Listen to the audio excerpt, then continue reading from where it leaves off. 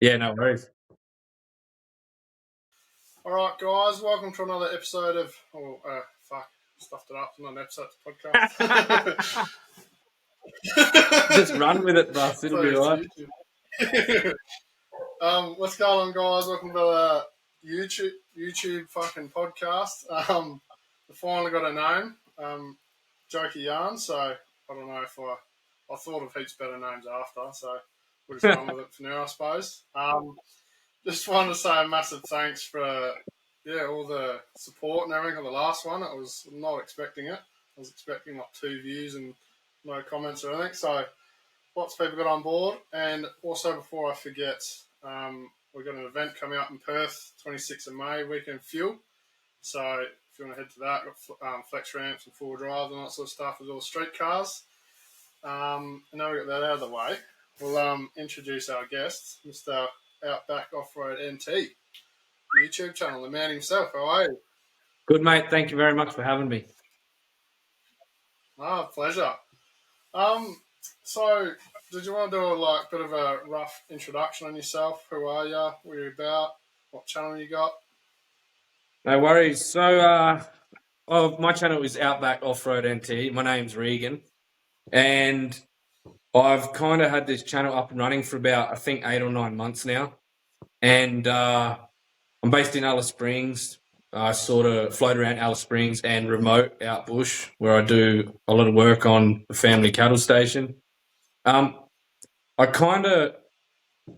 actually wanted to start a channel about 5 or 6 years ago. 2017 or 2018 is when I really first wanted to do this, because I was actually living out on the station, and I kept saying to the missus, like, it's unique and it's interesting and there's not much of that out there. So I really wanted to start a channel and just show what it's like out there, show what the life is like, the country, the animals, bit of four-wheel driving and all that sort of stuff. But I honestly thought you needed like $5,000 worth of cameras and laptops and all this stuff.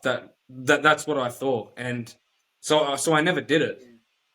Anyway, long story short, 8 or 9 months ago, I finally decided to just pick up the phone and start using my phone. And like, I'm sure we all know, like, there's YouTubers out there that just use phones. There's actually really big YouTubers out there that are known for just using phones, and they're very clever with it. But what actually got my ass into gear was I was watching, Drifter, Luke from Drifter. Yeah. Yeah, he was. He did a canning stock route crossing, and I ended up watching all the apps. There was like a heap of apps, and he was just using his phone. So he just happened to mention it in one of his apps that, oh, I'm not taking this too serious. We're not too flashy. We're not too flash with the editing. I'm just using my phone. And it was like a light bulb thing. From that moment, I was like, oh, if he's doing it, then why can't I get a start? So that's what I did, and that's where we're at today. And basically, the channel is about, I do some filming on the station, and I do a bit of full driving and camping and shed episodes and all that sort of stuff. Yeah, that's sick. That's awesome. Like I say, there's some huge YouTubers that I think Whistling Diesel in America. He's got just 8 iPhones or something, and I don't know if they're doing it different now, but it's definitely a way of you definitely don't need all the gear. There's so many YouTubers that are doing really well with just the bare minimums, like mics or cameras or just using a phone. Obviously, once you get into it, it's you sort of really love to upgrade, and you're looking at drones and this and that, and bad for it. Can't wait to upgrade. Yeah. So have you always been based in Alice, or is that sort of you moved there recently?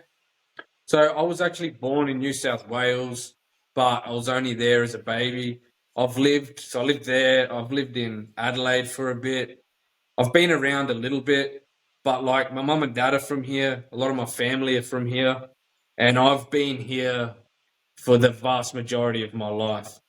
So, how long have I been? I've been here for most of my life since I was a little kid. Based if not in Alice, around Alice on cattle stations. My old man's managed a couple of stations, and now he's got his own little venture going with cattle. And yeah, so pretty much, yeah, mate. Been here for a long, long time. Yeah, it's bloody jealous. We popped through there last year, I think it was, and I only spent I think a night there. But Yeah, right. yeah, absolutely unreal country up there. Um, Yeah, so is that obviously being that sort of area? Is that how you sort of got into four driving? Like it's obviously yeah. to get around probably up there, and then being that is that how you just sort of got into there, and then did it turn into a hobby, or is it just mainly for work? So my first, I always wanted a Land Cruiser. They're the vehicles I grew up with on the stations. That's mainly what you would see getting around, and that's what my old man had a old 75 series that he used for work on the station. Like that was the main station car. And so growing up as a kid, like that's what you see. You see your dad driving these cars, and they're just the best thing ever. And they've got a place in my heart. Like I really do love them. And so I bought an old 75 series. That was my first four-wheel drive. And I did use it for work a little bit, but it had 400,000 on the clock. It was from the coast. It had rust in it. So I didn't go too far in it because I was worried about reliability. It never let me down. It had I think it was a 2H motor in it. But that's kind of how I first got into it. And then from there, I ended up with a 2008 single cab 79. And it was time to step up to a new car. What was a new car for me anyway? It was secondhand, obviously, but it was mainly for work. So that's kind of when I lived on the station.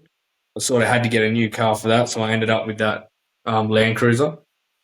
So that's kind of where it began. Just a lot of running around on the station, doing that sort of work, and I've always loved the bush and four-wheel drives and grown up on stations and learned to drive, I don't know, when I was probably 10 in a Land Cruiser out in the scrub on the station. So um, that's kind of how it began. And then, yeah, I just love it, mate. So it just grows from there.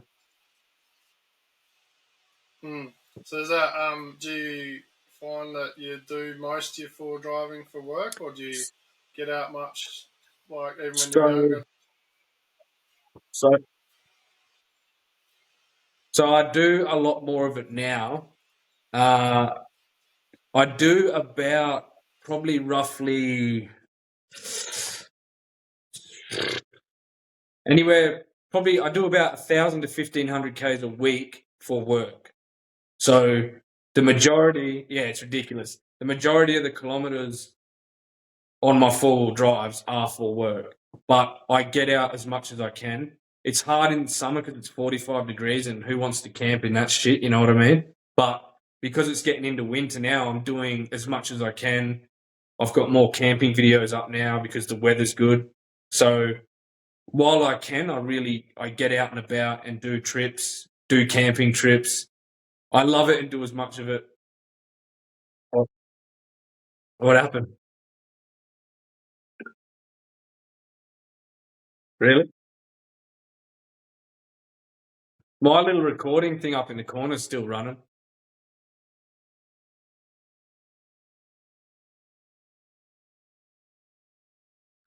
Oh, true. Bloody Jesus.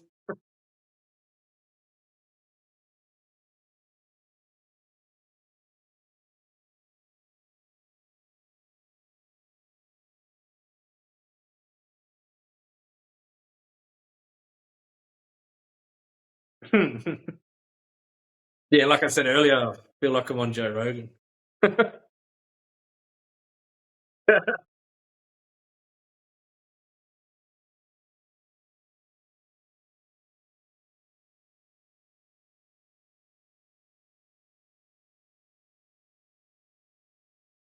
Wonder why it drops out. You reckon it's just the internet?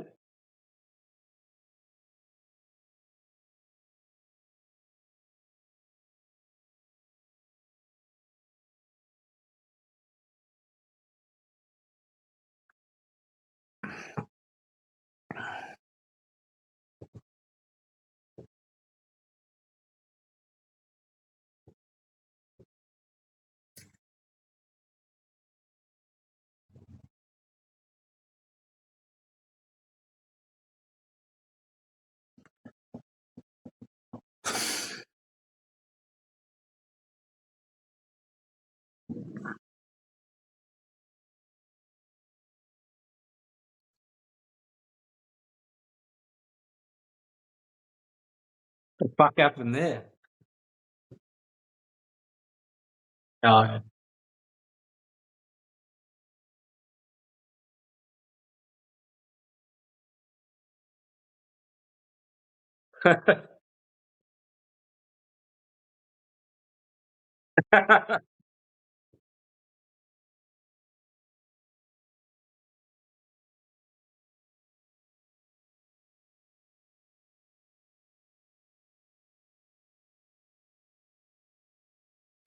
yeah, well, uh, so I do most of my driving out bush is for work, and do I need to go over that again, the kilometers and stuff, or was that before?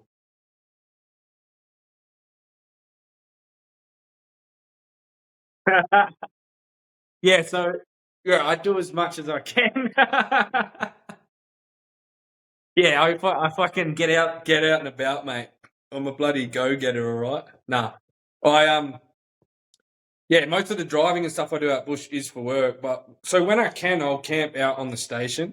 If there's like, if usually if I'm staying there and there's jobs to be done or whatever, and it's for a period of time, I'll camp out there, swag, have a fire, whatever. But yeah, like in summer when it's 45 degrees, it's not real fun to be out camping and that sort of stuff. So you're kind of limited. And now that the weather's good and we're heading into, did it fuck up again?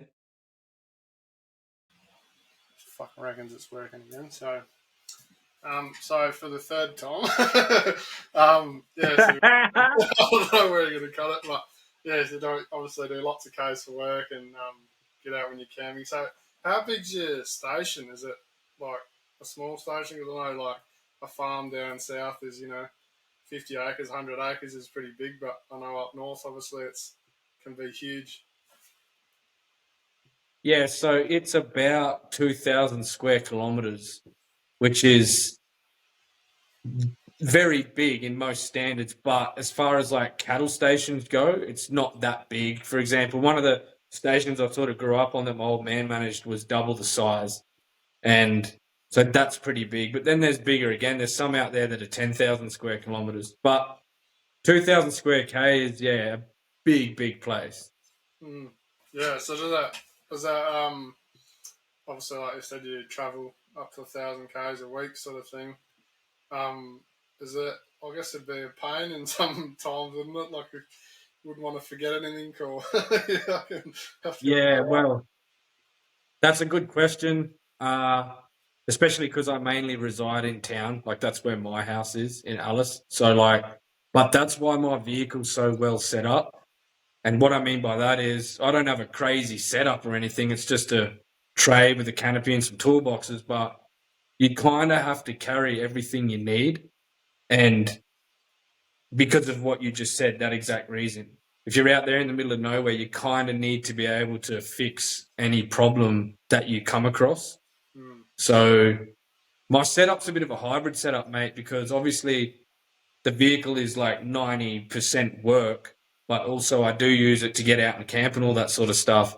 So that's how I'm setting up this new cruiser to be a hybrid setup that is for work, and then at the drop of a hat, I can go on a camping trip, go full driving or whatever. hmm and is it with like camping spots around there? Like from what I've seen, as we shot through, it's like you got some amazing spots. Does you have to travel very far normally to where you want to go? For camping. Yeah, yeah. Yeah. Well, obviously it's very remote here. So to travel far, well, what's far? I mean, you don't have to. There are some local spots, but generally, I mean, I guess there's a fair bit to see and do within sort of a 200-kilometer radius of Alice Springs. There is a fair bit to do, but you can also go as far as you want, mate. Like it really is endless, out here. Mm. I think a big thing I noticed the difference is as well that like down living down south here, yeah, everything's so close. You got a town every Yeah.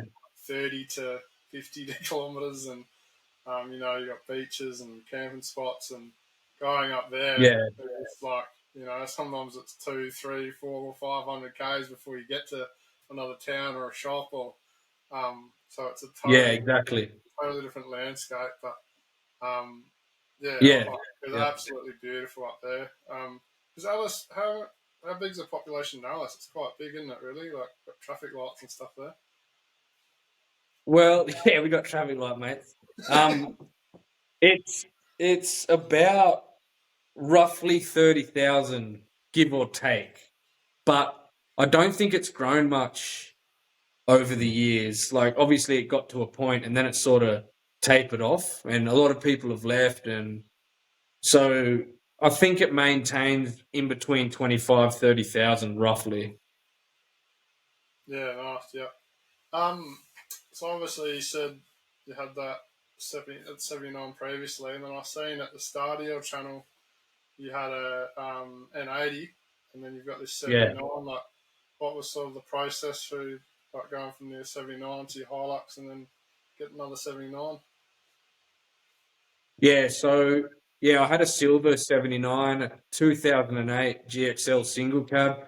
Like I said earlier, I've always wanted to buy myself a V8 Land Cruiser, and I honestly never thought it would happen because they fucking cost $1 million. But I was actually, is that working? Yeah. Maybe. Yep, not still working. Oh, cool. Mine was doing weird shit. Yeah. Yeah, so I went down to my local Toyota dealership and was just looking at cars, man. I even sat in a BT50 and I was just looking at whatever. And then the dealer dude came over and said, "Oh, come and have a look at this Land Cruiser over here," because he sort of knew that what I really wanted. And I was like, "Oh, nah, man, I'm not going to be able to afford that. Like, no way." And he's like, "No, just come and have a look." So it was a silver GXL 2008, 160,000 on the clock, literally in mint condition. I couldn't believe it. Like, when he opened up the inside, it literally looked like it rolled off the showroom. I couldn't believe it. And I was like, "Oh, how much is this?" Thinking it'd be, I don't know, at least 50. And it was 38 grand. Yeah, right. And I jumped on it. Like, I didn't know if I was going to get approved for finance or whatever, but I was like, "Yep," chucked a deposit down. So that's how I got my first decent Land Cruiser. And then I did about 160,000 Ks on it, like flogging it out bush for work. So I traded it in with 300,000 for a Hilux. And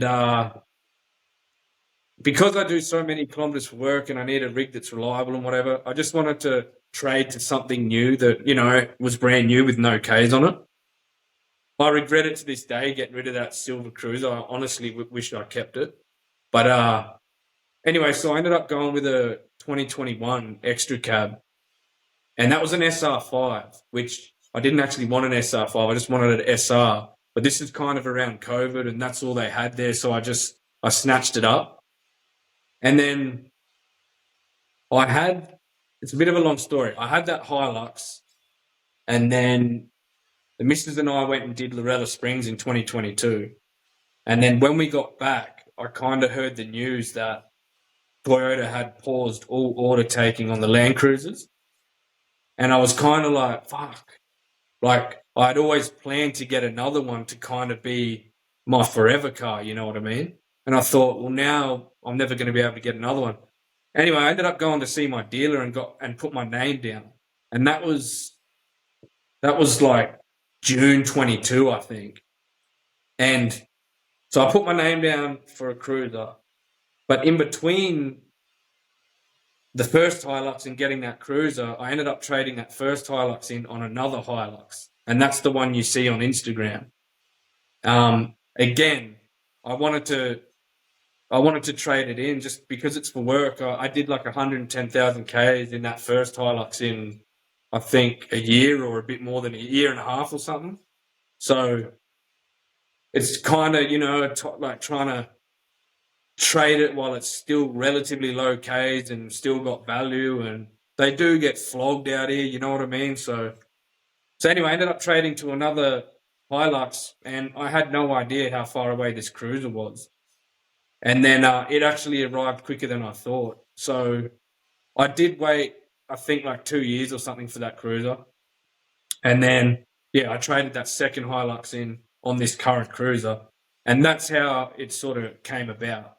And just, as I said, I had it on order for a long time, and it's like a dream vehicle that I plan on keeping for a long, long time. But it's a bit of a hard thing because it's like it cops a flogging, and I say it's a forever rig and it's my dream rig, but it's mostly used for work. So like it gets flogged for work. But as I said, it's a bit of a hybrid, and I use it for everything. That car does absolutely everything. And I plan on keeping it like literally until it blows up. I'm just going to keep it and see what happens. So did you notice, obviously I haven't watched too much personally about the U79s. I've seen bits and pieces of yours, but is there much of a difference from the old 79s to your new ones, and is it worth the hype? And do you personally like the lights? I know a lot of people hate it and hate the bonnet lift up on them and the scoop and all that, but what's your thoughts on it all? That's a good question. Look, when I first saw the press release for the new cruiser, for a few seconds I was like, oh, what the fuck have they done here? But then I had a good look at it and I could see what the fuck they were doing. Like, it was that retro vibe, like back to the 75 series. The shape of the bonnet, the blinkers, the lights, the grille, how they've brought like the bonnet and the quarter panels in a little bit, and then they've got like the flares. So I was like, I see what they're doing. Like, all right, I thought it was pretty chill. And then also the little updates that they did, like the lights for me are fucking great. I mean, the previous lights were like a fucking candle in a jar. Like if you think they're better, then you need your head read, because they're not. Like if you're talking about looks, that's a different thing. Everyone's got their own, looks are subjective. You can say it looks like a shit box, or you can say it looks good. That's cool. It's up to the individual. I like it. I think it's I think it looks good, and I just like that it's got that retro vibe, and they kind of taking it back to the 75, you know what I mean? Or even earlier than that, with the early shape. It's just that this is a bit more of a modern take on it, I guess. But yeah, the other updates, like what they've done with the dash, that goes back to like the 40 series. And they've added a few more bits and bobs, like USB-C charging and that sort of stuff. Like nothing really crazy. But yeah, I do like it. And the bonnet, the previous Land Cruisers, I like them both. I'm not really one to hate on cars. I don't really understand that shit when people are like, oh, the fucking Triton looks shit, and oh, you're a wanker if you got a cruiser, and the Ranger, blah blah. Like, I don't really roll like that because I'm not 15. I don't really understand that. Like, so I don't really hate on any brands or any cars. Like, just roll with whatever you like, and who gives a shit? Like, it's just a car at the end of the day. But yeah, the bonnet, obviously the previous model was wicked, and the scoop was cool and it looked great and all that sort of stuff. And when I first saw this model, I was a bit devo that the scoop was gone. I was like, oh, and I wondered, because they weren't really talking about the V8, they were only talking about the four banger. So I thought maybe, the four banger's got the flat bonnet. Maybe they'll do something crazy with the V8 and have the new shape, but have like a scoop or something. But then, yeah, it doesn't really bother me. Like I said, I'm not going to not get one because it doesn't have a scoop now. Like, that's stupid. Like, it's just a car. And it's kind of like it's like the 200 series, how they've done it under the bonnet with like the ram air tunnels for the intercooler. Yeah. So, but anyway, look, I've done 40,000 Ks in that vehicle, and majority is bushwork. It hasn't snapped in half. It's all good. The fucking quarter panels haven't fallen apart. Like, people were thinking maybe they'd crack apart. I even said that when I first got it. because how they've connected the panels, like you've got those big gaps along the side. But I know that I've read a couple of things from people saying that a lot of new cars have that now because it's all to do with like ADR and crash compliance and pedestrians and shit.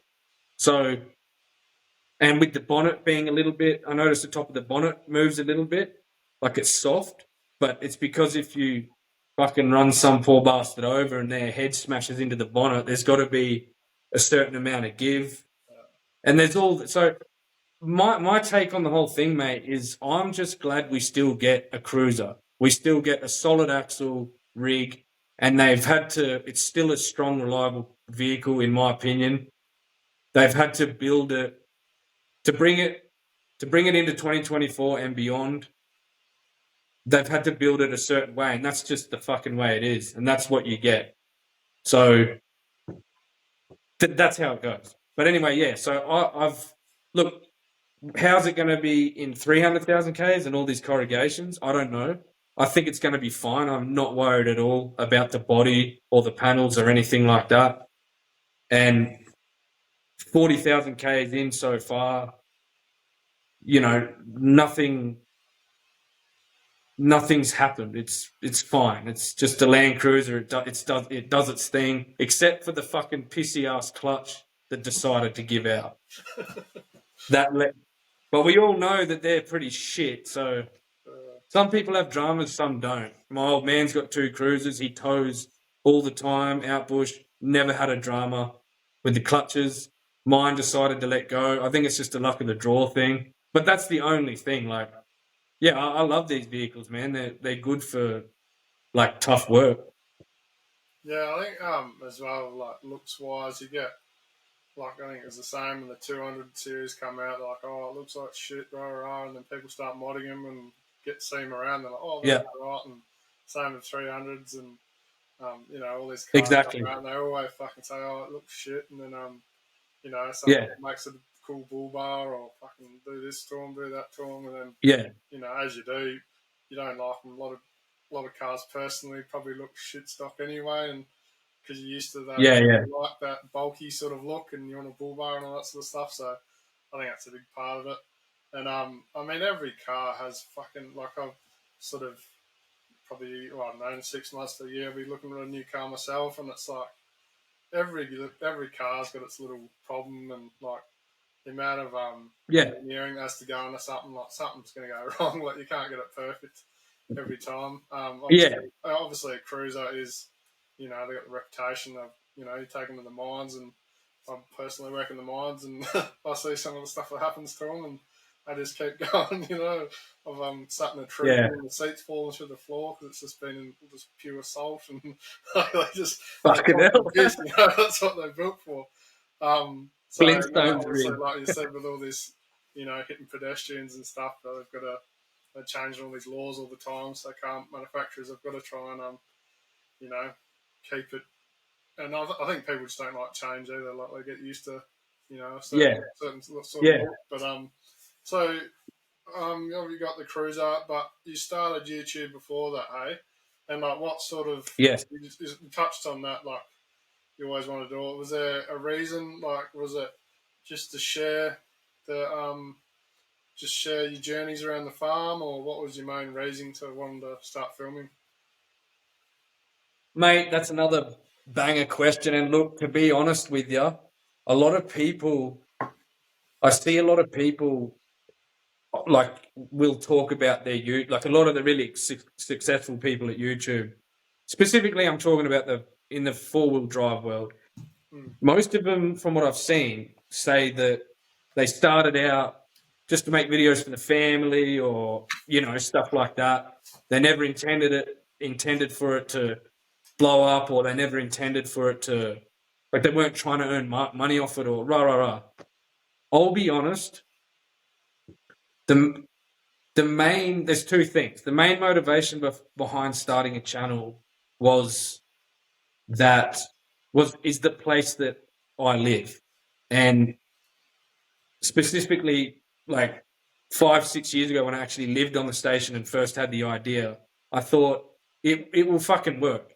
If no one's doing YouTube out of here, It's the red centre. It's Central Australia. It's like, it's the fucking place. You know what I mean? Like, it's there's so much YouTube out there, and the full drive industry, like the full drive space, is saturated and all that kind of stuff. But I thought, man, there is nobody doing it out of here, and if just to showcase this place and everything like that, I thought that looking at it from that viewpoint, I just thought it's something that could work, but it's not a guarantee. People might not like you. You might not have the personality for it.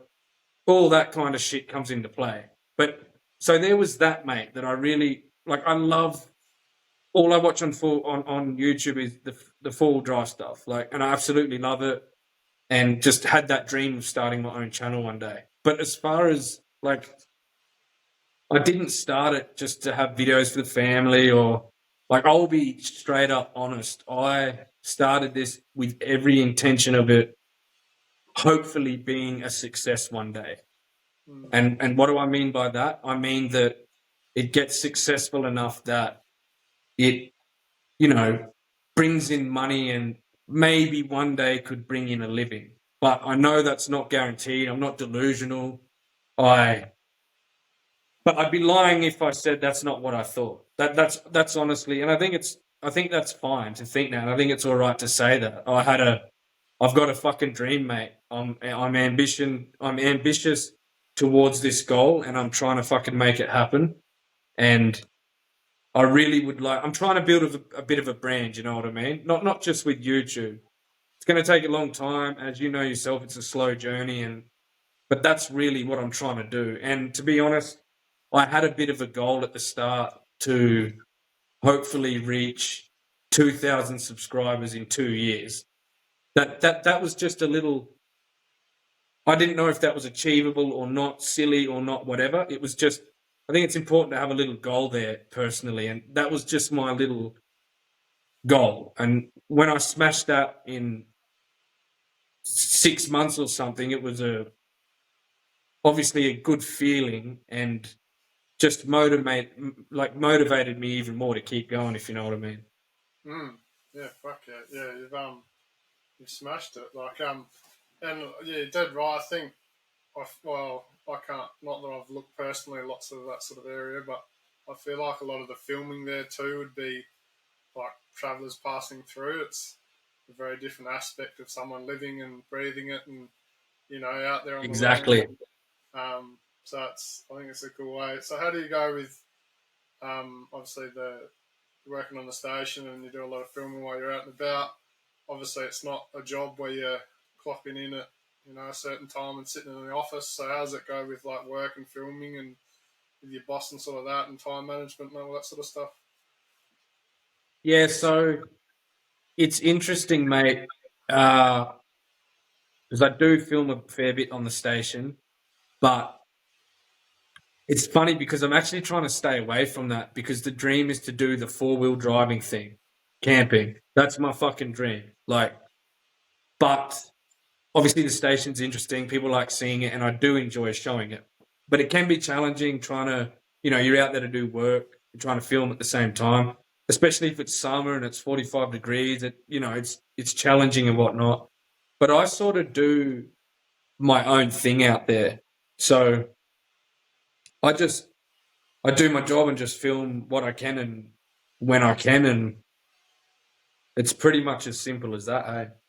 No, I sort of like so that's a lot different sort of setup, and I guess I'm assuming that you're getting your job done. Your boss wouldn't care too much.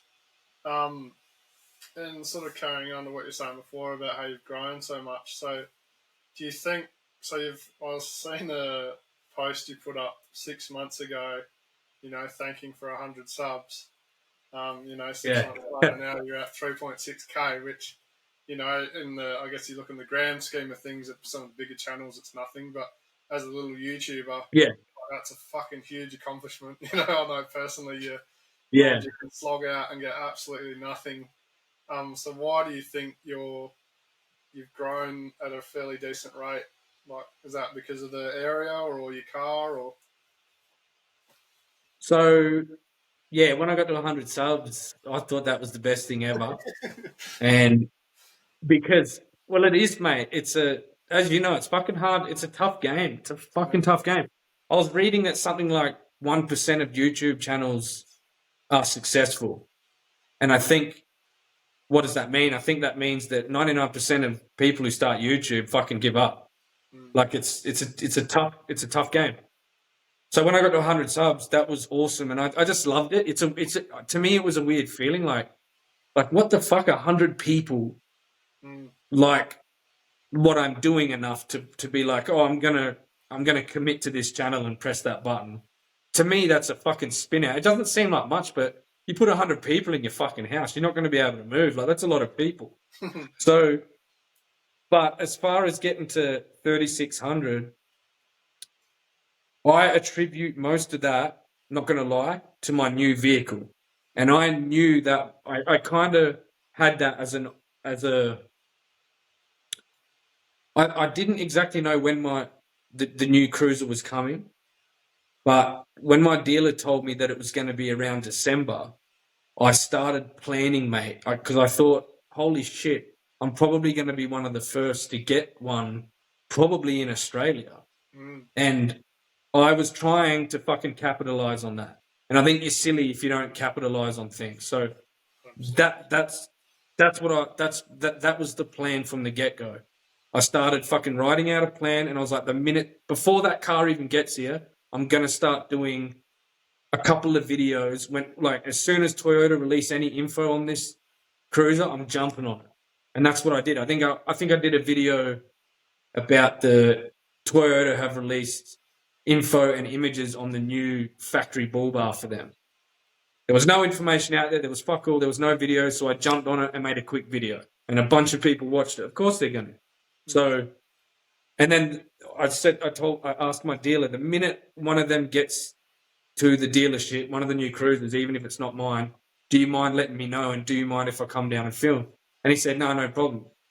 So he rang me and said, there's a car down here.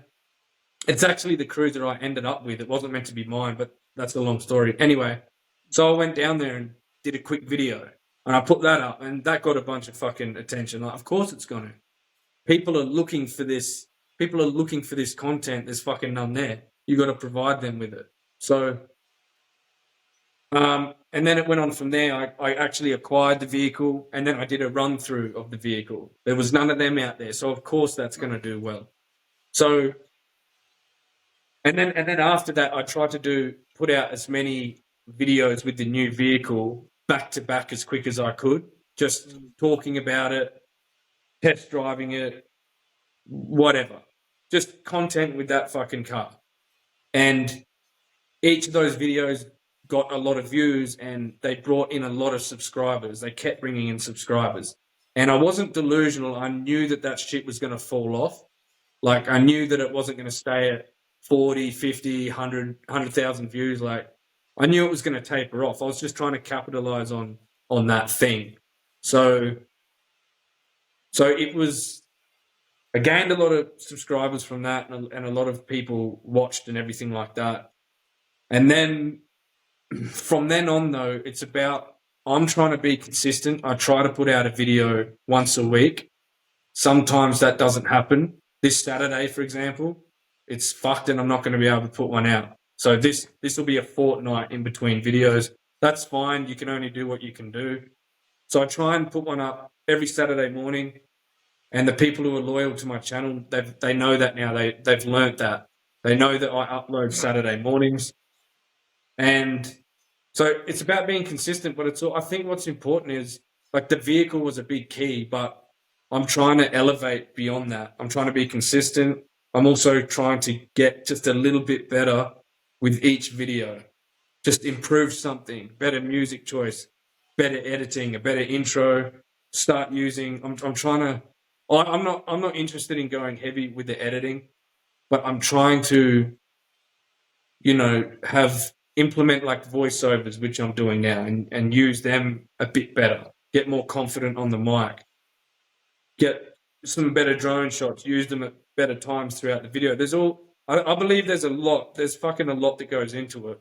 But I think the number one thing is you have to have interesting shit. That's mate. You have to give people you do what you want.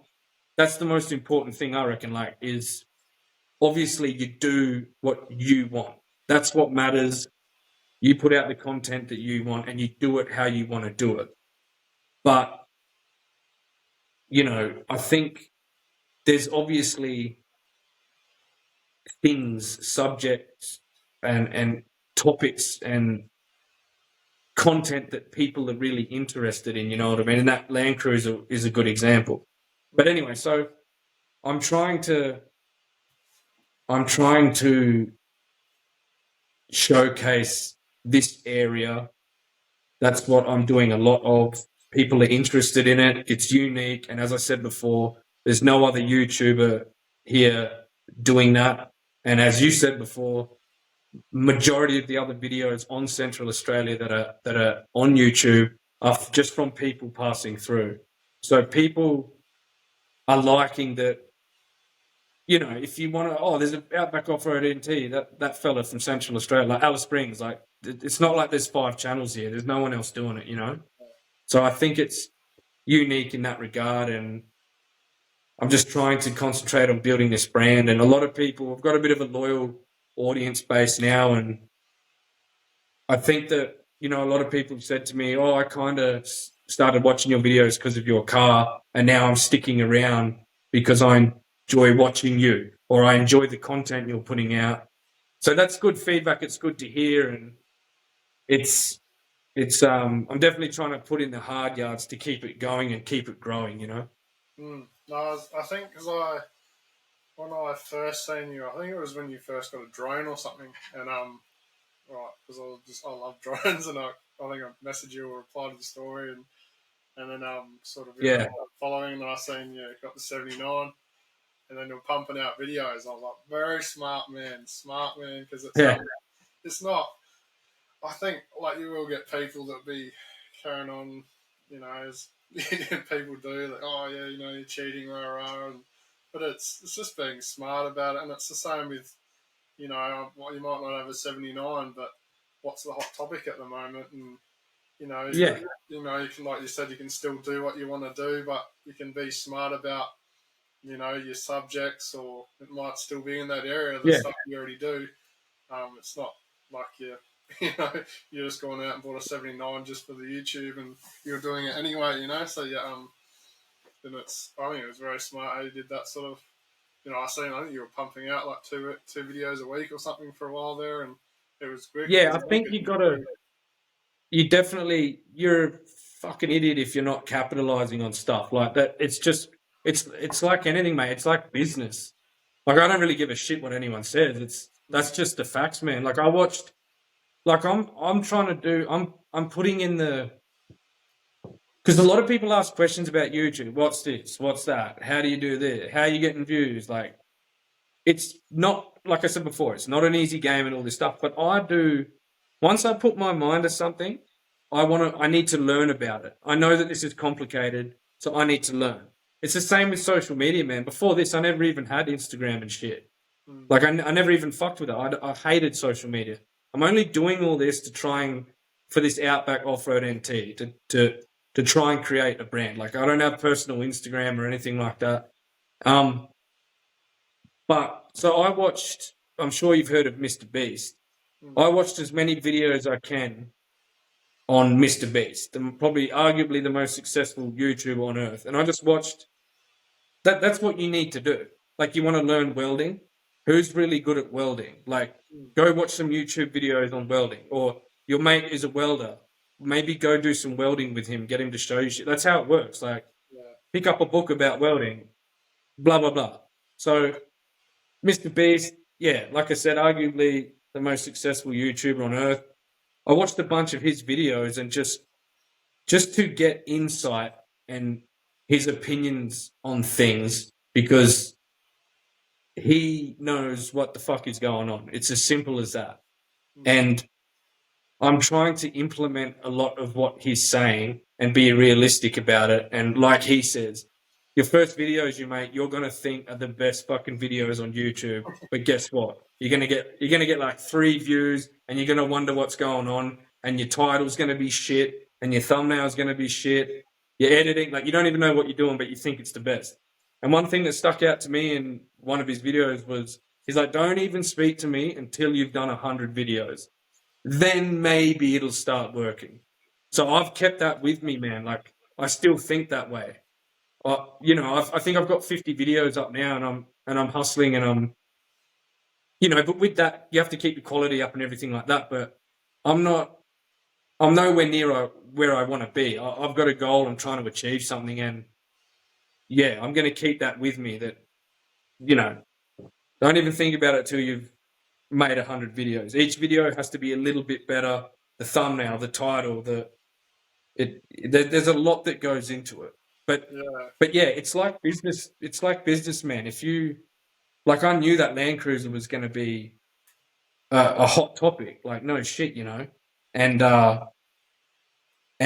obviously it's what you're interested in. I'm interested in, as in the 4-wheel driving industry. Of course, you get a new rig, just like anyone does. Doesn't have to be brand new. Can be old. Can be whatever. But it's new to your thing. It's new to your channel. I got a new rig, and I'm gonna do this to it and get a canopy, or I'm not gonna do shit. Let's take it out in the bush, like whatever it might be. That's just the natural progression. You know what I mean? So obviously, me having a 4-wheel drive channel, and I got a new car. What do I just fucking hide it in the shed and walk around everywhere out bush? Like that's the new car. It's gonna get shown. Like that's what it is. Yeah, I've myself watched a bit of Mr. Beast, and I've tried to study a lot. I think I've heard people say like, I only study 4-wheel drive channels, but I've always tried to study the top YouTubers, even if it's nothing to do with 4-wheel driving, and sort of convert that information into your sort of niche, And yeah, exactly with that. The Mr. Beast, it's so true. Like even I go back quite often and watch some of my old videos, just try and learn, and fuck, I can't even watch it. Like, it's so fucking cringy. Like, what the fuck was this? Like, and Yeah. like you don't even realize too with when you're making these videos, you're automatically learning, like getting better without even trying. You might make thumbnails automatically better, and you make them look more professional. Yeah. Because this is actually my second channel. I had one just when I was younger, and I was just fucking around on motorbikes and stuff. And oh my god, there's no way I can look back at them now. Like, fucking horrible, like, embarrassing. I need to go delete it before someone finds it, actually. But it's true. You naturally get better, and I think that's why he says that 100 videos. Because you need to get good at your craft, and it takes time. Yeah, exactly. For the consumer side, like you just don't. I mean, videos take a lot, but you don't really know until you're like, holy shit, just a simple thing of just passing shots, that people get, and oh, they look sick, and it's up there for 3 seconds. Well, that probably takes you another 10 minutes to drive past that tree than it would normally, and it can end up fucking so long, and then obviously you're going back and editing and all that sort of shit. Exactly. How do you find sort of the filming sort of side? Have you upgraded your equipment now, and do you obviously your styles? What's your style? Do you like your style? Do you want to change that? Is that you sort of touched on it before? You want to go to edit heavy? Is there like much you want to improve with the filming, or? So I've got a Sony ZV-E10 or something camera, and I bought that, and I also bought a Rode mic, shotgun mic to go with it, because I was just using my phone, and I was like, man, I need to fucking step up. I need to get a laptop. I need to get a camera and all this shit.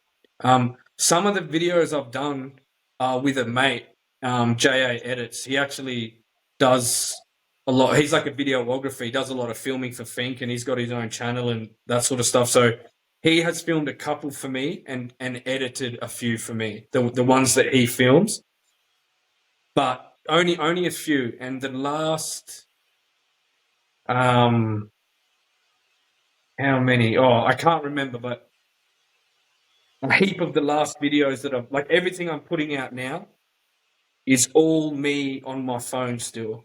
So I've got my good Sony cam, but I don't have a fucking laptop, mate. So I can't edit on a computer.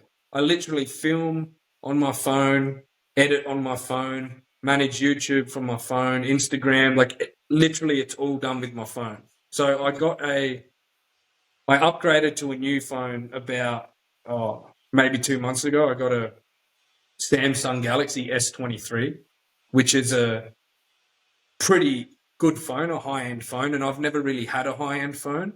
I always got sort of the mid-level phones. But I didn't realize, like, stepping up to this phone, man, like, I'm releasing all my videos in 4K with it. It like I don't have a fluffy mic to go with it, so I still get a bit of wind noise, but it's not too bad. And also because it's a high-end phone, it's got good internals, like a good chip and everything like that. So when I'm editing, I can edit 4K, all the drone shots, no problem at all. On my older phone, it used to skip a bit in the editing. Like I don't like my editing my shit it's not easy. It's all done on a phone. Like, but now that I've got this phone, man, it's all fucking smooth as. Like I didn't know that was even a thing. I was like, oh, what the fuck? Like, of course it is. It's way better memory, all that sort of stuff, bigger RAM. So, but I think that there is so much you can do with phones. Like you can do, as I said before, there's YouTubers with 1 million subscribers that just do phone content, but they're like professionals. If you watch their shit, you would think they had a $10,000 camera. Like the stuff you can do with phones, man, is absolutely amazing. And I'm learning more and more. And my videos still aren't where I want them to be, and I'm only an amateur, but they're getting a lot better. And I'm still only using a phone. I've got no mic.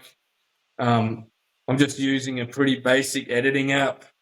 But as far as what do I want to change, in the last sort of 2 or 3 videos, I implemented a little bit of a different editing strategy and started like implementing voiceovers more. Just these little touches, man, that just make it a bit more of a polished product. Like I'm way, way happier with even just my last 3 videos compared to the videos before. Just with these little things that I'm changing, you know. But like, look, I'm sure I still need to get a laptop one day. I do want to start editing on a laptop and get a proper program and everything like that. But as far as changing the way I'm editing, honestly, I'm not really gonna like I said, I'm gonna keep adding things and whatever, but for the most part, man, I'm probably not really gonna change how I edit too much. And the phones, man, they do such a good job. Yeah, I think it's sometimes too going to like I was talking to, I don't know if you heard of Dads and Lads in Perth here. I actually caught up with him down Esperance and camped with him one night, and he was the same. He's got a I can't remember the name of the camera, like quite a good Sony camera, which is the one I'm trying to look at. And he said, "Oh, to be honest, man, like when I film with the kids or something, I just use my phone because the camera, you're Yeah, fucking around with your lighting and you're doing this and you're, oh, fuck, is the mic charged and is this on?" And like, fuck a phone, you just, especially, I guess, your content if you're filming around the station, think, you probably don't yeah, have time to sit there fucking around for half an hour to set up a shot, or, you just got a phone. And the yeah, quality of them is fucking unreal, like on par or probably yeah, better. Like, my phone's getting a bit tired now, but I've only got a Canon M50, which is quite a cheap camera, and they're getting quite old now and doesn't do 4K or anything. And like, the only advantage I feel sometimes with having a camera like that is probably your lens, because you can zoom in really smooth, and so you can mess with Yeah. focusing and shit. But if you're not really too fussed on that, like honestly, I think it gets so overrated that you think you're gonna have all this fucking fancy gear, and Yeah, going back exactly. to, going back to the basics is like, like you said, a phone is the technology in these new ones. Like, yeah, you might pay a bit for a decent phone. They're getting quite expensive now, but fuck, you Yeah. look at cameras, like a good camera's like $4,000, and I think the mics, I got the DJI mics, they're $500, and like fuck, Yeah. it ends up so much. It's more you can damage, and so what editing app do you mind asking using on your phone? What's that? Sorry. What editing app are you using to do it on your phone? So I'm using InShot. Have you heard of that? I think it's pretty No, popular. no, I haven't actually. No. Oh, haven't you? Look, mate. All I fucking did was I went to the app store, put in editing app, and then InShot came up at the top. Bang, downloaded it. That's what I've used ever since. Yeah, right. Yeah, yeah. There's I So remember the one I used to use. It was mine was shit, and I had the same problem on my previous phone. That was my last channel. Yeah, you had that yeah. mess, but yeah, like I've actually for my both my desktop and phone, I use CapCut, which is that Oh, okay. one backed off fucking TikTok. But the desktop version, Oh, that's yeah. actually like Premiere Pro. Like it do fucking green screen shit, and it's all free. Oh, yeah. And yeah, so I actually found it easy using CapCut, and it use Yeah. probably a big part of it's because my laptop's shit and it couldn't keep up with Premiere Pro.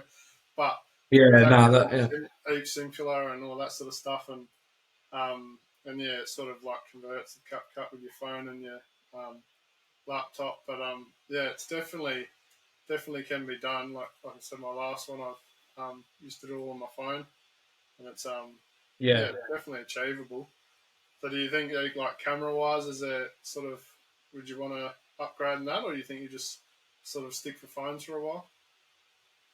Look, mate. I fucking love using like the because the phones are so good these days, blah blah blah. But they're so fucking versatile. Like they're always on you. You always have your phone on you, and you can whip it out and film in 4K, and you can whip it out and take gangster photos. Like this new phone I've got has got a 3 times optical zoom, so it'll zoom in a long way and still be clear as it's. Fuck yeah, I honestly, and the image stabilization that it's got, man, like it's honestly amazing. It looks like you're using a professional camera. It is so damn steady. You can turn on super steady, but you can't film in 4K using super steady. But the default um, stabilization that's already on, it's like if you do a slow panning shot and hold it as still as you can, but obviously there's a bit of movement. Once you play that, it looks like you're on a tripod. Like it doesn't move. It's there's and I'm only fucking amateur. So like if you again, I'm learning, I'm doing research, man. You can do a lot with the phone, and it's just handy because it's always with you. But as far as upgrading, like I said, I do have a Sony camera, and I just don't have a laptop, so I can't really. It's so much easier for me to just whip my phone out, film with it, and uh, edit straight on there as well. You know, yeah. so It is I so much do I quicker do too. want to I get. feel with like just having Yeah, your it phone. is. Fuck, you can spend like half a day transferring fucking videos and shit across. So that'd be a big Yeah, advantage as well. yeah. No, it is. It's just easy. It's quick. My drone as well. I just connect my phone to my drone and transfer all the drone shots over with quick transfer or whatever it's called, DJI. Just zoom them straight over to my phone. It takes like a fucking minute, and then you're editing and like obviously it's shit because you're on a phone. It's like a tiny screen. You're trying to edit, but like it's just the simplicity. The shit you mate. Like 15 years ago, we had fucking Nokias with Snake on them. The shit we have now is absolutely amazing, and it just blows my mind. Look, like if I had a laptop, I'd probably the idea, the whole reason I got it's funny, man, because I was trying to step it up. I was like, I need to do better. I need to do better. I need to get a good camera. I need better audio. It's funny because I've kind of learned in this short amount of time that, hang on a sec, you need to get fucking better at making videos first. Don't run out and get laptops and cameras and shit. Like, you don't even know how to use that shit. You need to get better at making videos. Like, and because when I, again, just looking around, doing research, these massive YouTubers that are dedicated to using their phone and they churn out proper professional stuff. Doesn't that tell you right there that, like, why can't you use, they do it? Like, I know they're not out and about, they're not full driving, they're not, you know what I mean? I know there's a difference, and don't get me wrong, proper cameras have their place. Editing on a laptop goes without saying that would be fucking way better than editing on a phone. Like, don't get me wrong, but I mean, for me, just starting out, I don't need to be spending money on all this flash shit. I honestly want to hone like my editing and filming and stuff with my phone, and I am getting a lot better with it. And I think it's a smart way to. I honestly think it's a smart way to do it. I reckon it's a good way to do it, eh? Yeah, 100%. Didn't realise you still did it like that. It's sick. And like you don't. Yeah. Like I said, I didn't realise you don't even notice the difference. Like, and it's another good advantage. I was just thinking too. Like, I've had people come and try and help me film. You know, sometimes it's just easier if someone else is holding the camera so they can move around or whatever. And Yeah. and the problem you have too is if you just get people that aren't into cameras or anything. I'll give them my camera. Yeah. Like, personally, like this camera, it's a shit camera, so I get better quality and lighting and all that if I do it manually. And I Yeah. don't know how to fuck around with settings, and even to be honest myself, I'm still learning that. So the phones are automatic, Yeah. and like the lighting you get out of them, or the quality, the focus, all that sort of shit's just amazing now. And I had the same with Yeah. my missus, her dad was doing all the recording for the horses and stuff when we go camp drafting. And it was the same. He bought all this different stuff, and Yeah. home was just about easier than all the other shit he bought, So it's It definitely is, man.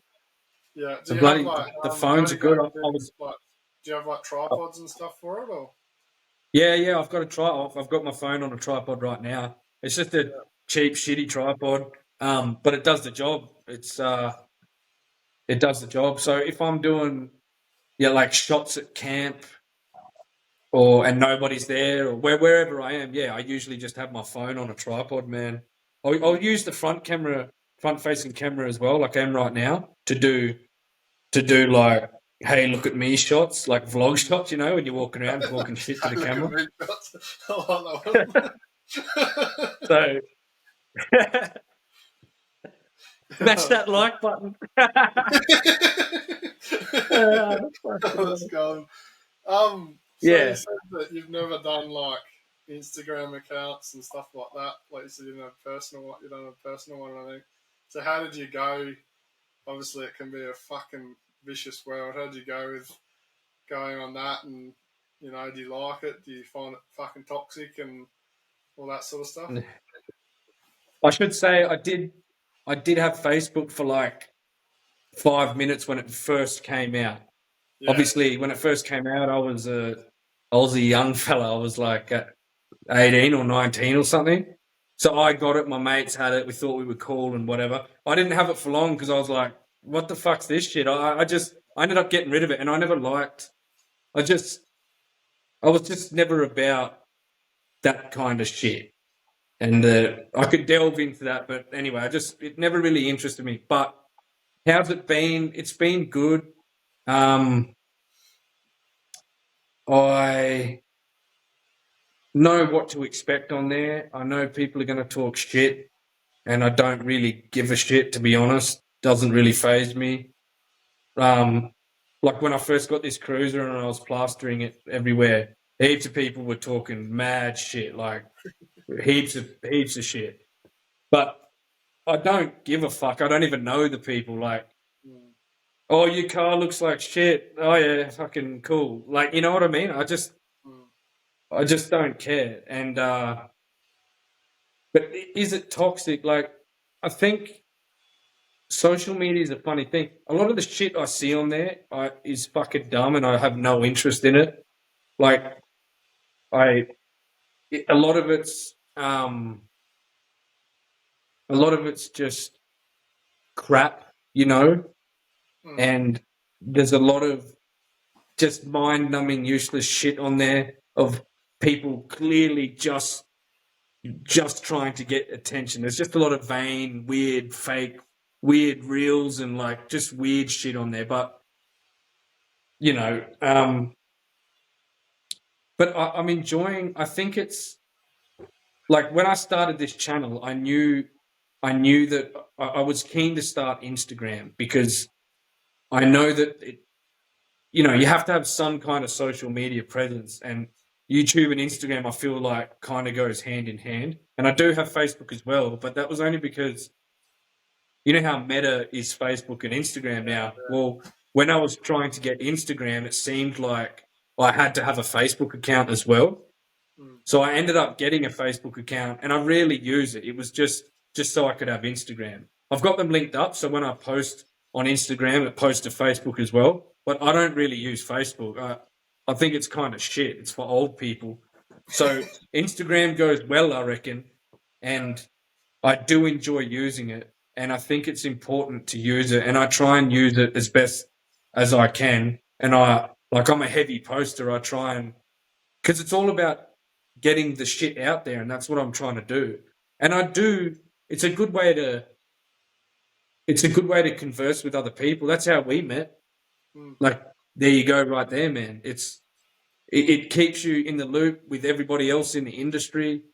So I definitely do enjoy it, but mate, I had no experience with it. But again, I you know I've only been on there for like 8-9 months, but again, man, Instagram is another thing that I studied heavy.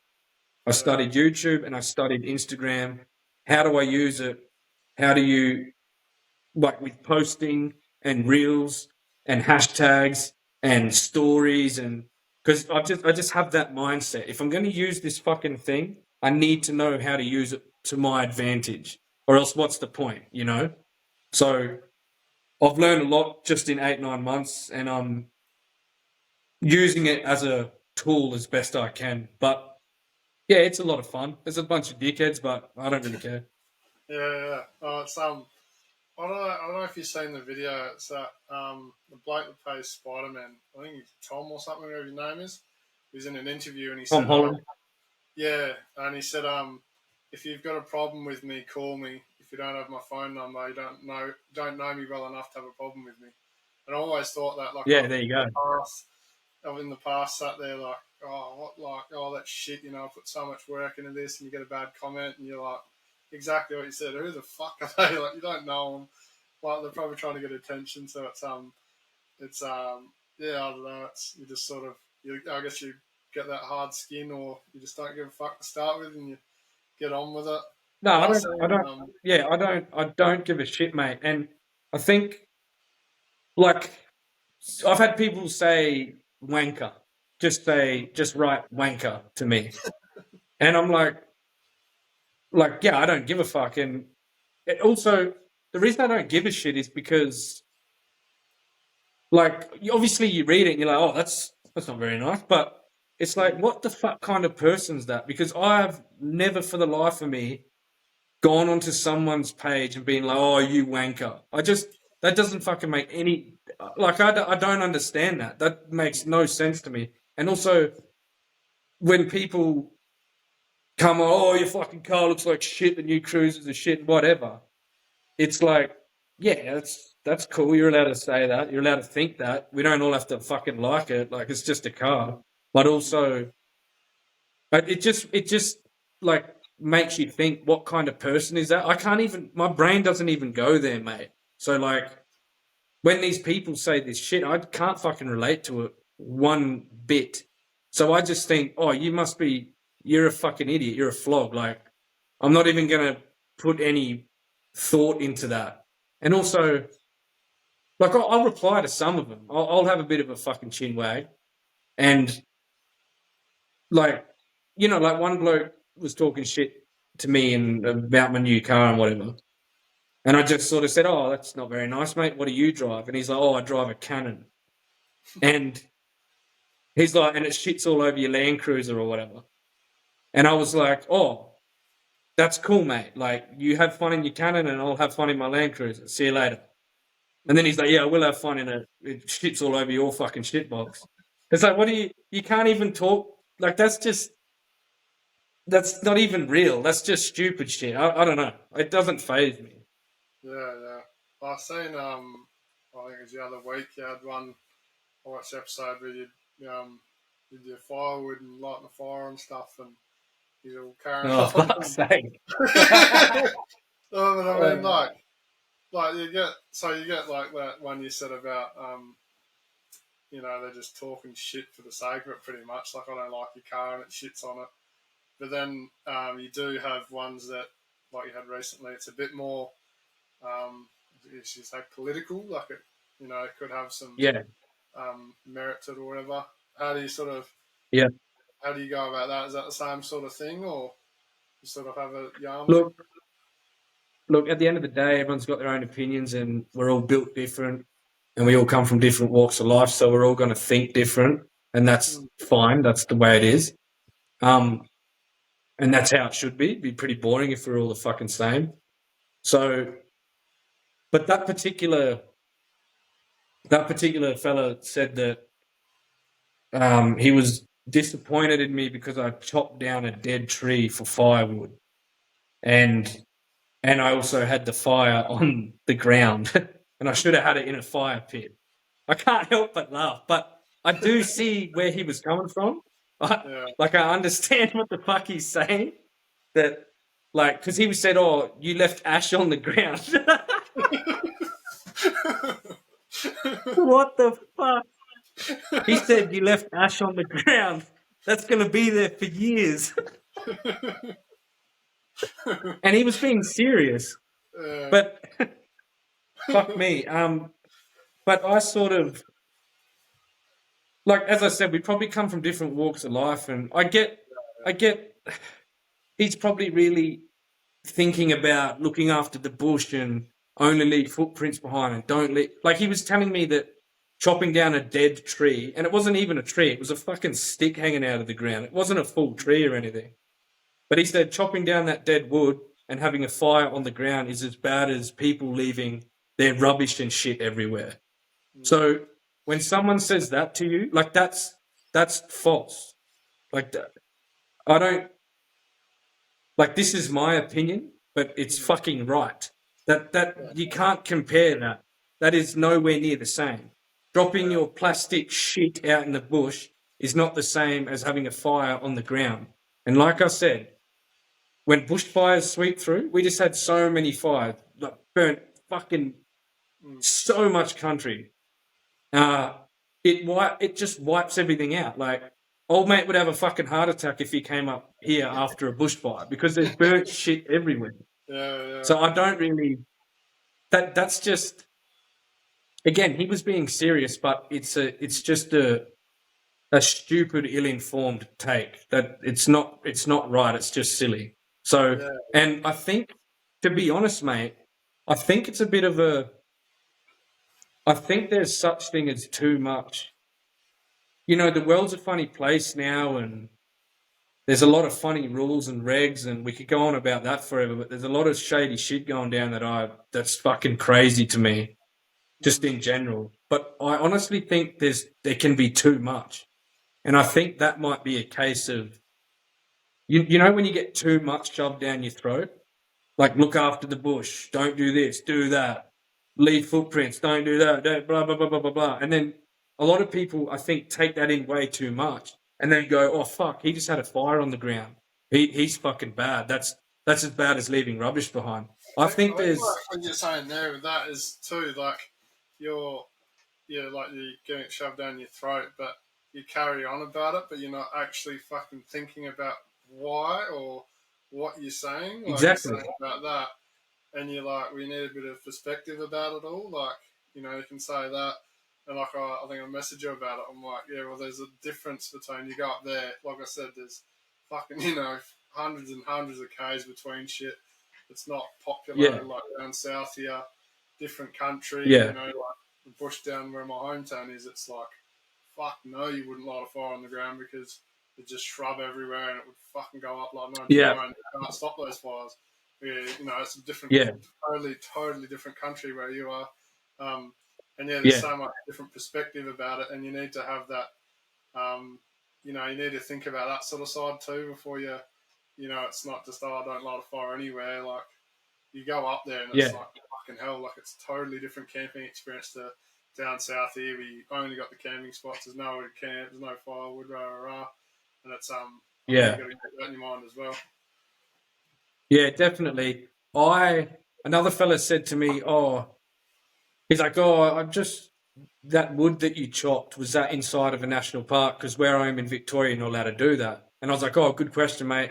I said, actually, come to think of it, it's not. It was, the places I got wood from was a cattle station and inside the Altunga bush pub, like land, the camping ground.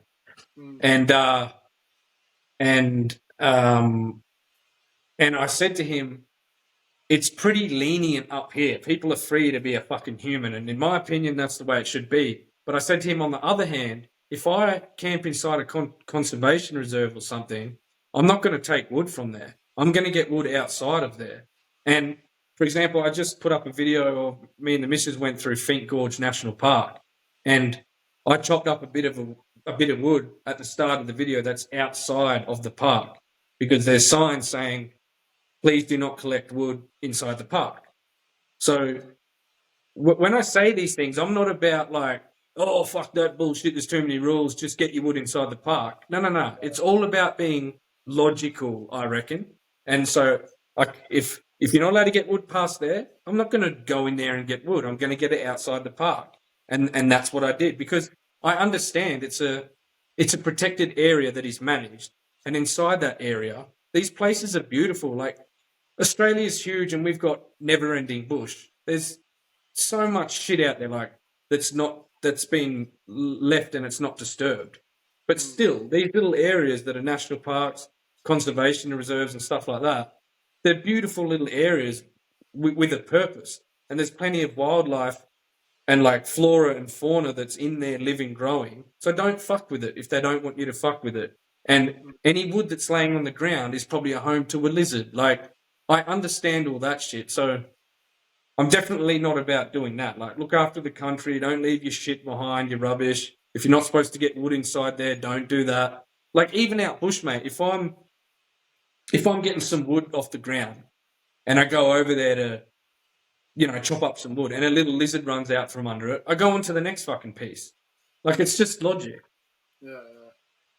You know? Do you feel that you need to explain yourself on videos more? Like, I think I was talking with Brad about, like, you have beer, he was drinking with a beer in his hand and, they were carrying on and you're like, well, you're in the middle of fucking nowhere and you're having a couple and, and like you're saying with firewood, do you feel like you get conscious about that when you make a video? Because I know I've done that with, like, seatbelts and stuff. I'm like, fuck, I didn't have my seatbelt on there because I was doing, like, first gear up the beach and there's no one around and I posted that and you might influence someone. Do you have that? Is that conscious for you when you do videos, or you just sort of obviously a different vibe up there? Look, that's a good question, and I think that you could say that right there is one of those things where it's like, I'm still only new to YouTube and maybe there's little things that would be better explained in the videos that I just forget to do. You know what I mean? Like maybe, like that's a good point. I do explain things, but obviously things like this, wearing a seatbelt, chopping up wood or whatever, you kind of just, it's second nature. You kind of just do it. You're not hurting anybody. You're not fucking doing 120k an hour down the road full of rum with no seatbelt on. Like, but you kind of forget about it. But then you think, of course, there's going to be someone to be like, oh, you should have been wearing your fucking seatbelt. You might die. Like, there's always going to be these people. But as far as explaining, I think as well, mate, it depends. I feel like it depends what you're doing too, because like, what kind of videos are you putting out? Are you putting out videos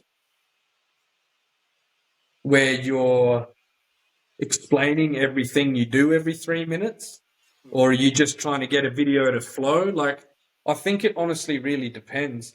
And as far as influencing people, I kind of try and stay away from that, because I'm just that's another thing that I think's a bit shit these days. People need to take responsibility for their own actions.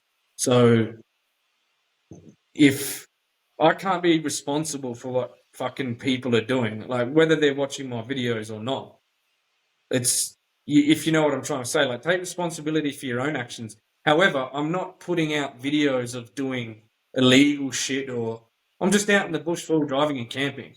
Like people need to relax a bit, man. I think if I was to, for example, today, man, all day I've been fitting my 12-volt system to the Toyota, and I'm not. That's a video that's going to come out soon. But while filming this, I actually mentioned I'm not an auto sparky, I'm not a 12-volt guru. I'm just having a crack. I don't want I'm not trying to pretend. I'm a fucking professional. I know what I'm doing. I don't care. I'm gonna. So yeah, that's a good question. So this is a perfect example for this right here. I'm making sure that I tell people, basically, don't fucking copy me. I don't know what I'm doing. I'm just having a crack.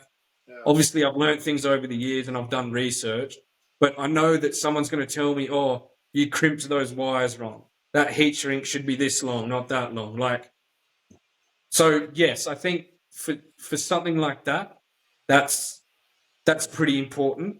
You know, you're mucking around with electricity. It's only 12-volt, but still, um, it's not a how-to video.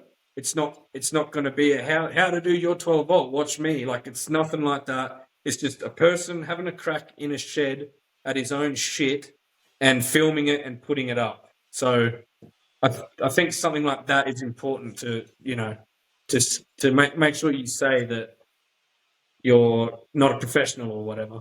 Yeah. I think like you said that there's sometimes just like fucking use your brains a bit and take some accountability. Like Yeah, it gets a bit ridiculous, and then I do I see think that should be said more.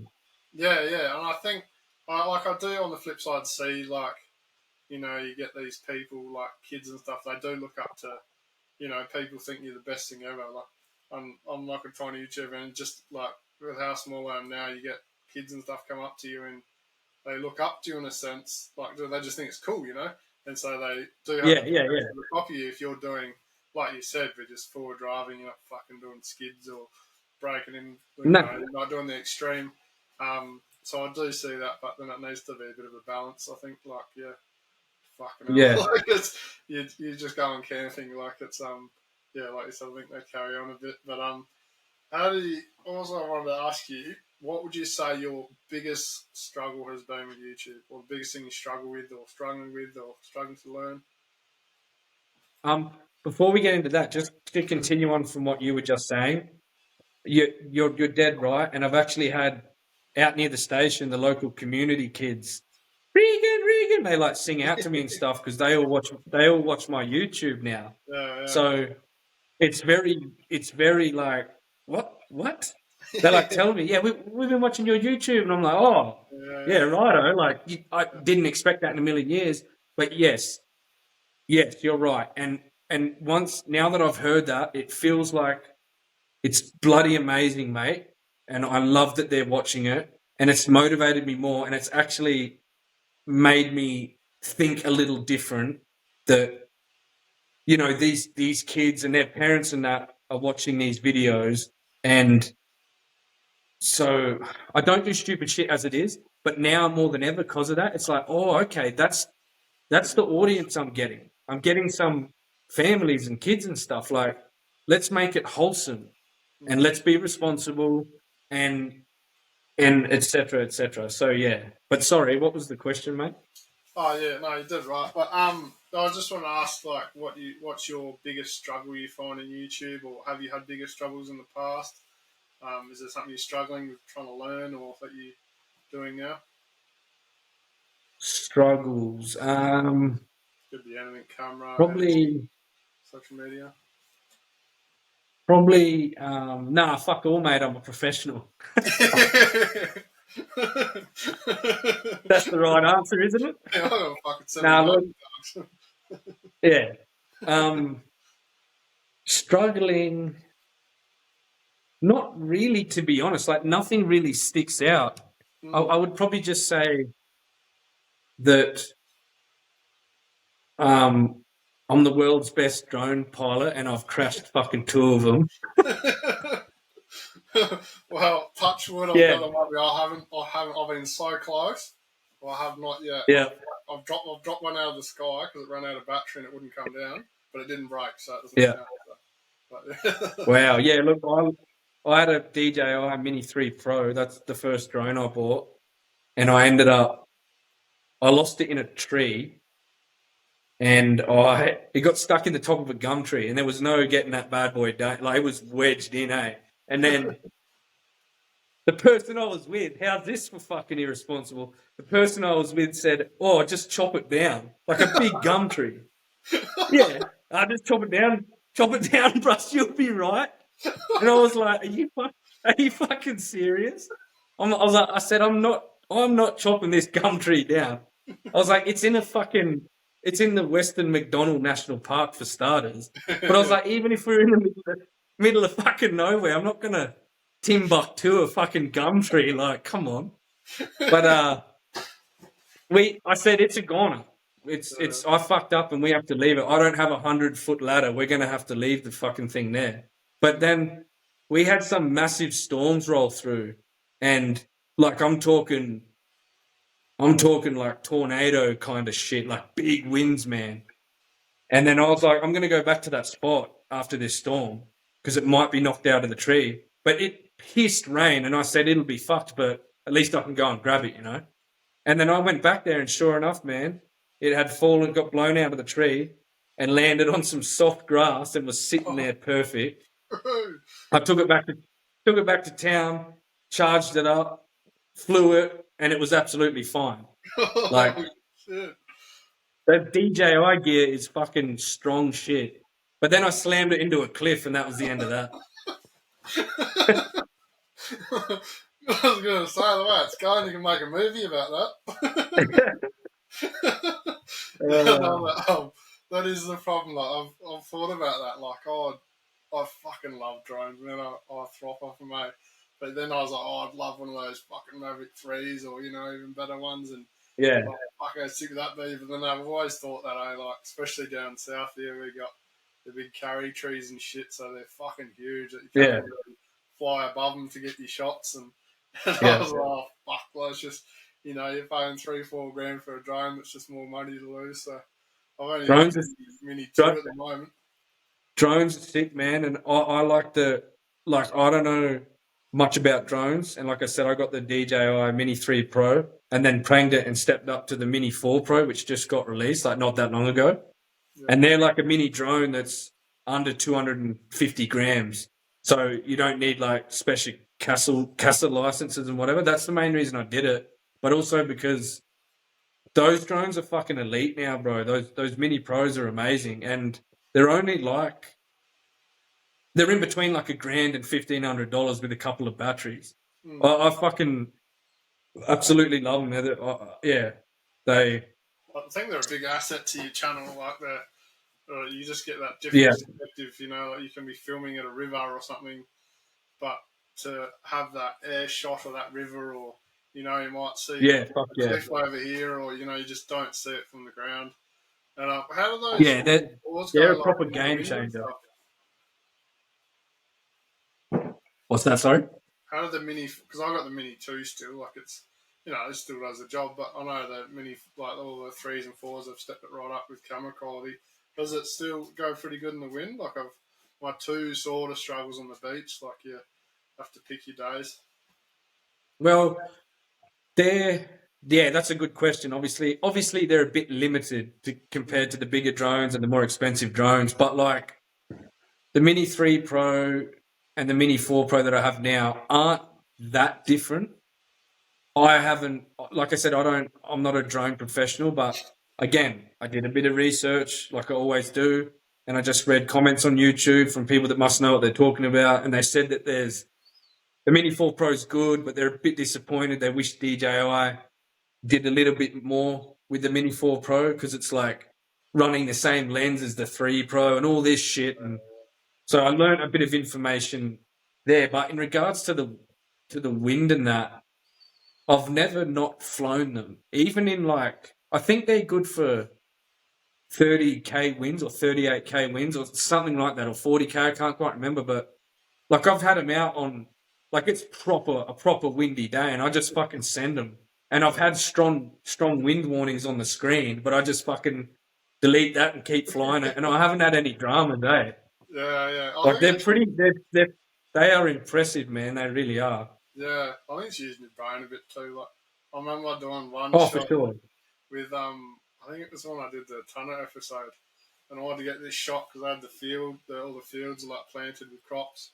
I wanted to get a shot of the Tunner driving and trying to get this straight shot. Yeah. I remember I wanted this shot so bad, put the drone up, and I'm like full tip one way, like going forward, and I was full going to the left, and it was like just going straight. Like I'm like, oh fuck, I'm gonna lose it. Like goes in the Wow. paddock. I don't want to be going through people's paddocks. And I think it's just the fun of going the drones. Like I watched that No Wasted Weekends and that Shed Life. Sometimes I like how they edit and stuff. And I've seen them. I think one trip they went through 3 drones or something. And you're like, fuck, it can be expensive, but I think Oh, yeah.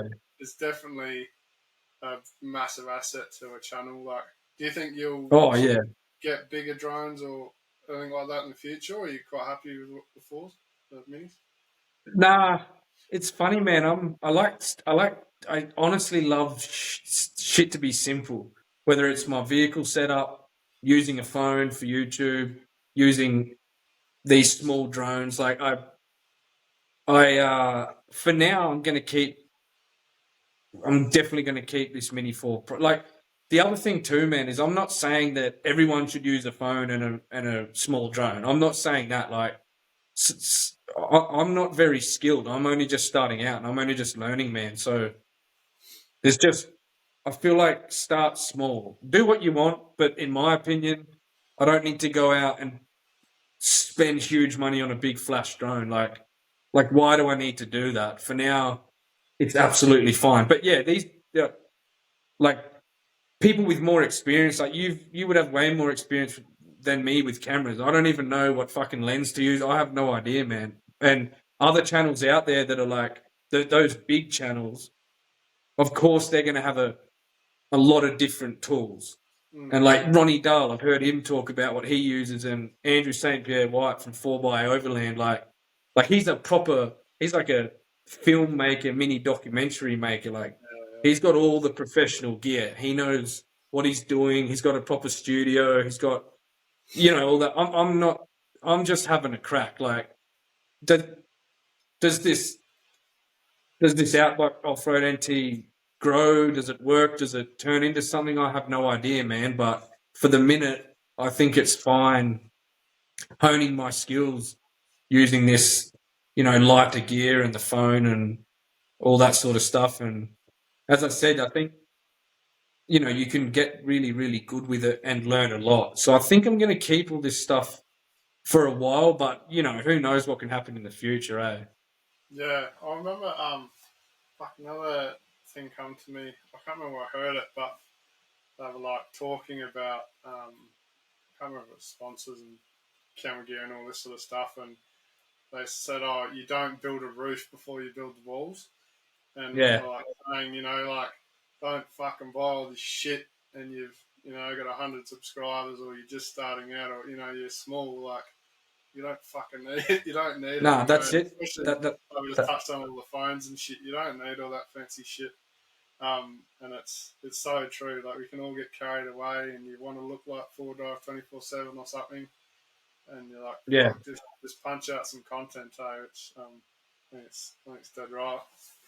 Well, that's the thing, man. That's what gave me the motivate. Like I said towards the beginning, that what actually got my ass into gear to be like, oh, I'm actually going to start YouTube and film my first video was watching Drifter go through the canning stock route, and all that Luke was using was a phone.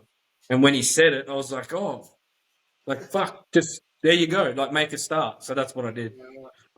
Yeah, I like Luke. He's I love all his videos and stuff. Who, all these companies are all these flash fucking edits and get an influencer in and stuff. And Yeah, Luke just rolls up. He's like, "You recording? Yep, all right." And he just sets it up. yeah. It's the first time ever setting it up, and it's just I so honestly real. think it's the way to do it. I Yeah, honestly man. reckon it's the way to do it, man. Like, as in, again, people do what you want to do, but I honestly, and like, I'm trying to get better with the editing and stuff. Like, as in, people should do what they want to do. I mean, but so when I say I think it's the way to do it, like, it suits me personally, but also, I think that people, you know how shit just shit just gets out of hand.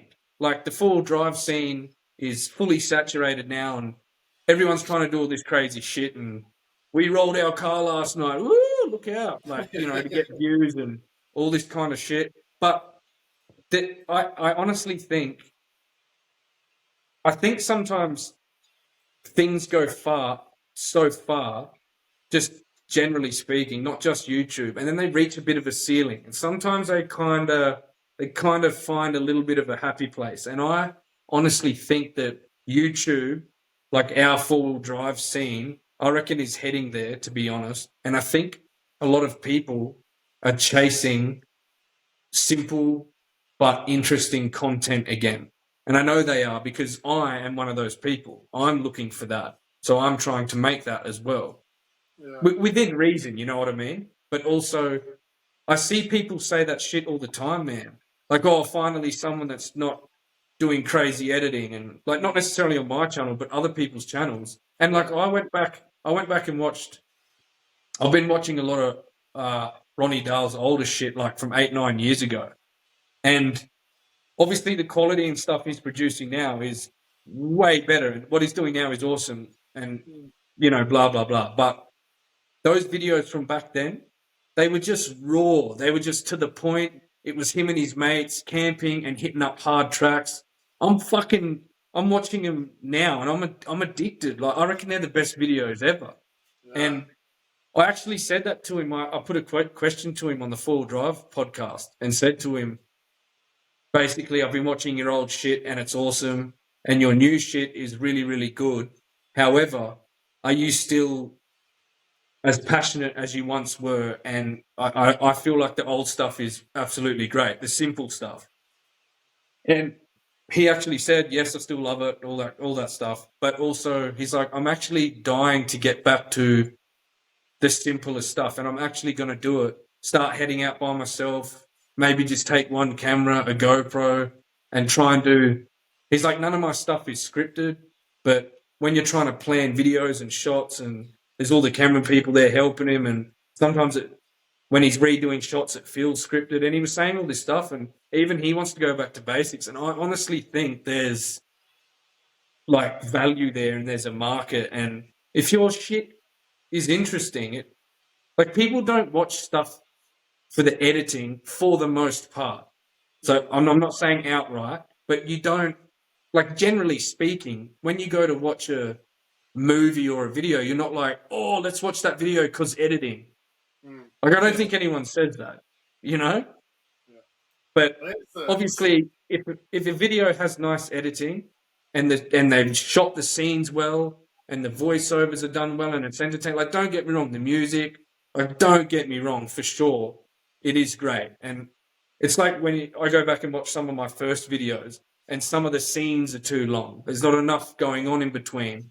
Like, there's that to think about as well. And yeah, I think it's going back to the quality of your content. Um, like, and it's finding your own niche within what style you want. Like, I personally, yeah, I just throw off editing. Like, I'll sit there. I love doing all the bits and pieces of music and stuff. But it's finding your. There's so many channels that you look out there. You look at the numbers they're getting, and it's so fucking simple. Like, no yeah, fancy transitions. It's just, oh yeah, we hear you, this is what I'm doing, and just plain cut, and oh yeah, we're yeah, doing this. And, like, it's just so simple, when fucking people love it. So then it goes to show that yeah, I think you're getting your mind so much that, I'm not going to make it until I learn how to be fucking all fancy and shit. But I think I've had a few Yeah. people say that now that people are starting to go back to the more vlogging and older sort of style and just a bit more raw. Like you said, it's probably been flooded where it's turning that flip side where they're starting to enjoy that more maybe. Russell, all you got to do is go watch Russell Coit. Just watch what he does. Yeah. Take all his advice too. I mentioned it just before. What's your take on like sponsors and stuff? Is that something you want, and do you think it's a good thing in the industry? Mate, currently I'm sponsored by ARB and no, not really. um, um, look,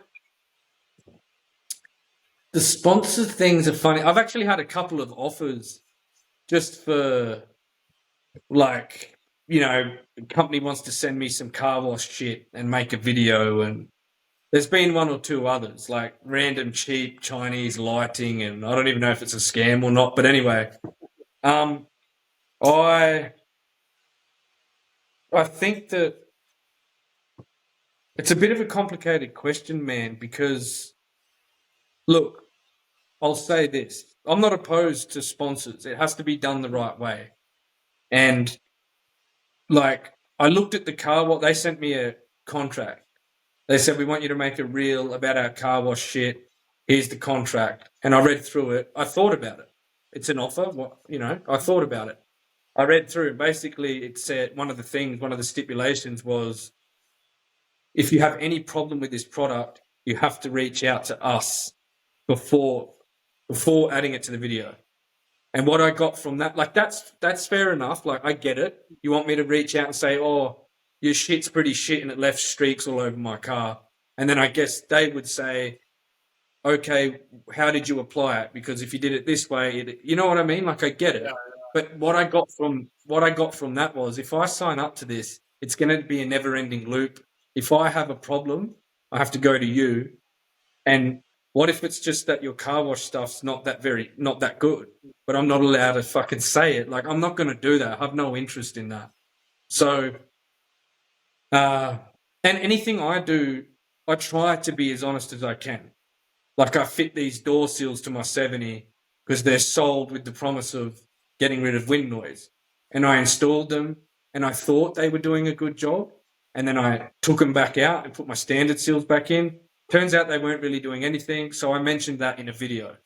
And like this 12-volt system that I'm installing, I did a video on the battery box that I'm installing and basically explained that I'm going to give this brand a go. iTech World. I've read good shit. I've read bad stuff. I don't know. I said I'm not telling anyone to buy it because I don't know. I have not tried it. Let's see if it blows up or let's see if it works. Like I don't know. So, but I'll say this, mate. All for adventure. I really like what Jace and Simon does, and what Jace has built is pretty fucking amazing. And the reason why I admire him and what he does, for starters, they just seem like bush blokes to me, so I can relate to them. They just seem like bush fellas that just love getting out and adventuring.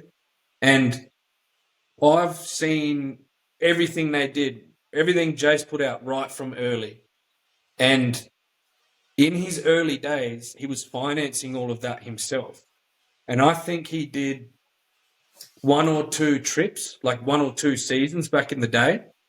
And then he had a big camera that he bought off eBay or something. He was recording it all himself. And then he was like making tapes out of it, like putting in the hard yards.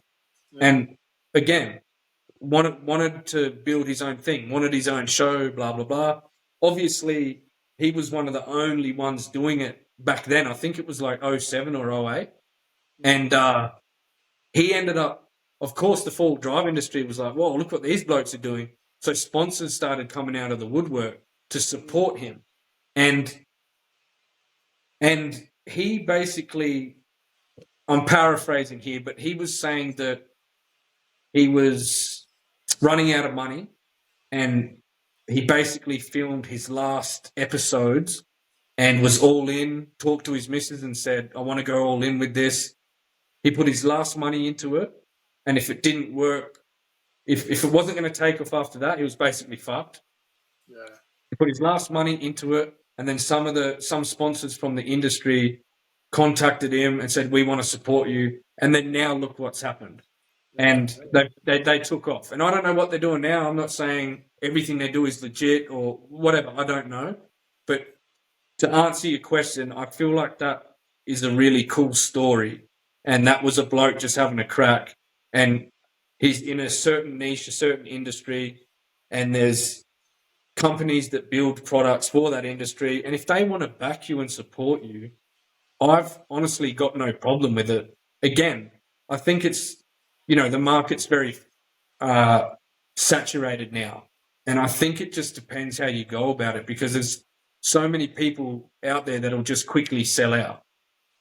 And that's up to them. I'm not about that. I've got no interest in that. And my natural instinct is to just try and be as black and white as possible, but just call a spade a spade. If you buy a battery box and it's shit, say it's shit. Like, I don't know. To me, it's just simple. I don't really care about trying to like spice things up, or if something's really good, I'll be like, man, this is good.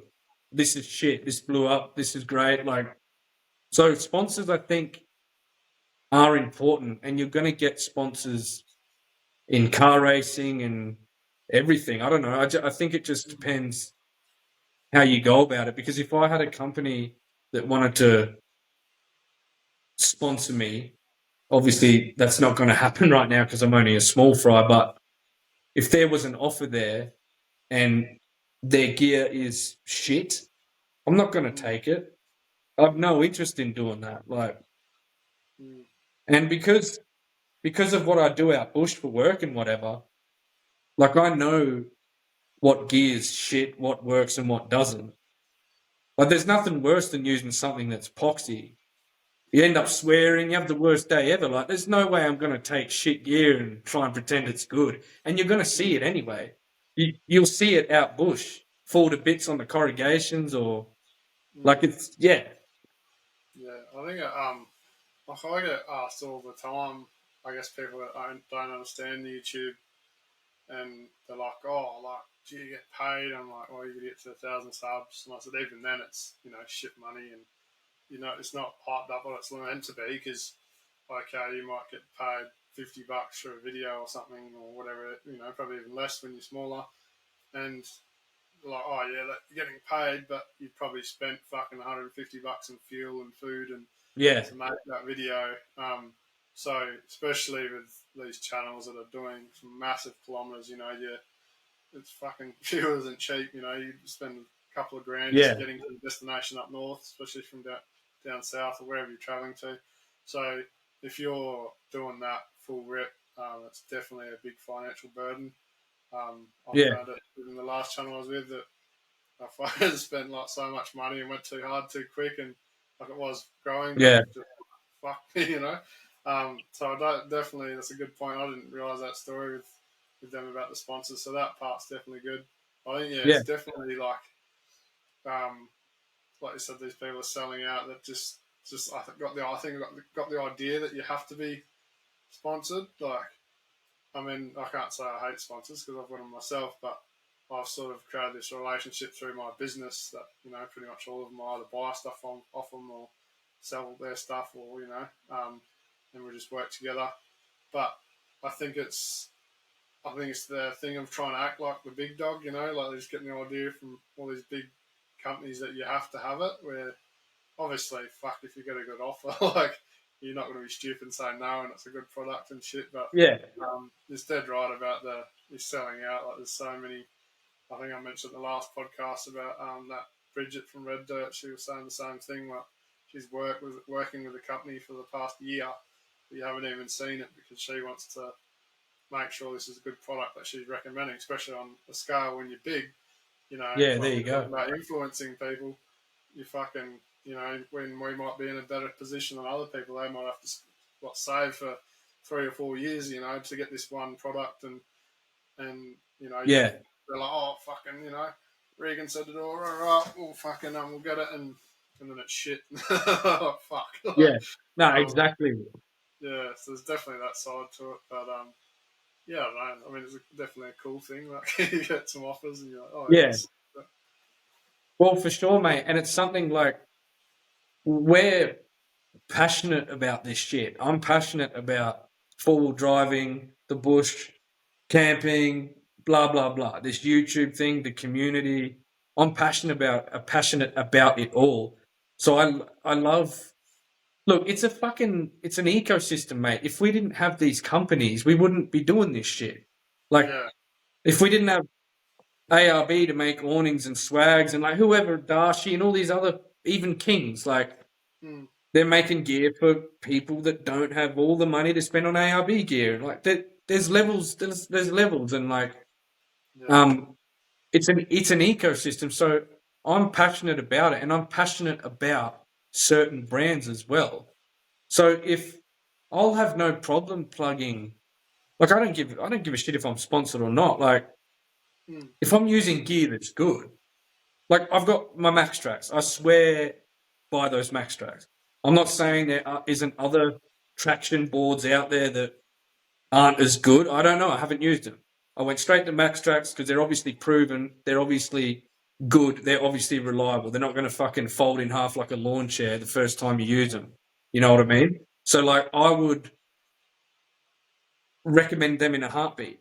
It's a so what I'm trying to say is if I'm happy to say good things about brands if their stuff's good and if they like imagine if Max Tracks approached you and said, "Oh, we want to sponsor you," I would say, "Oh, fuck yeah!" Like in what capacity? That's pretty cool.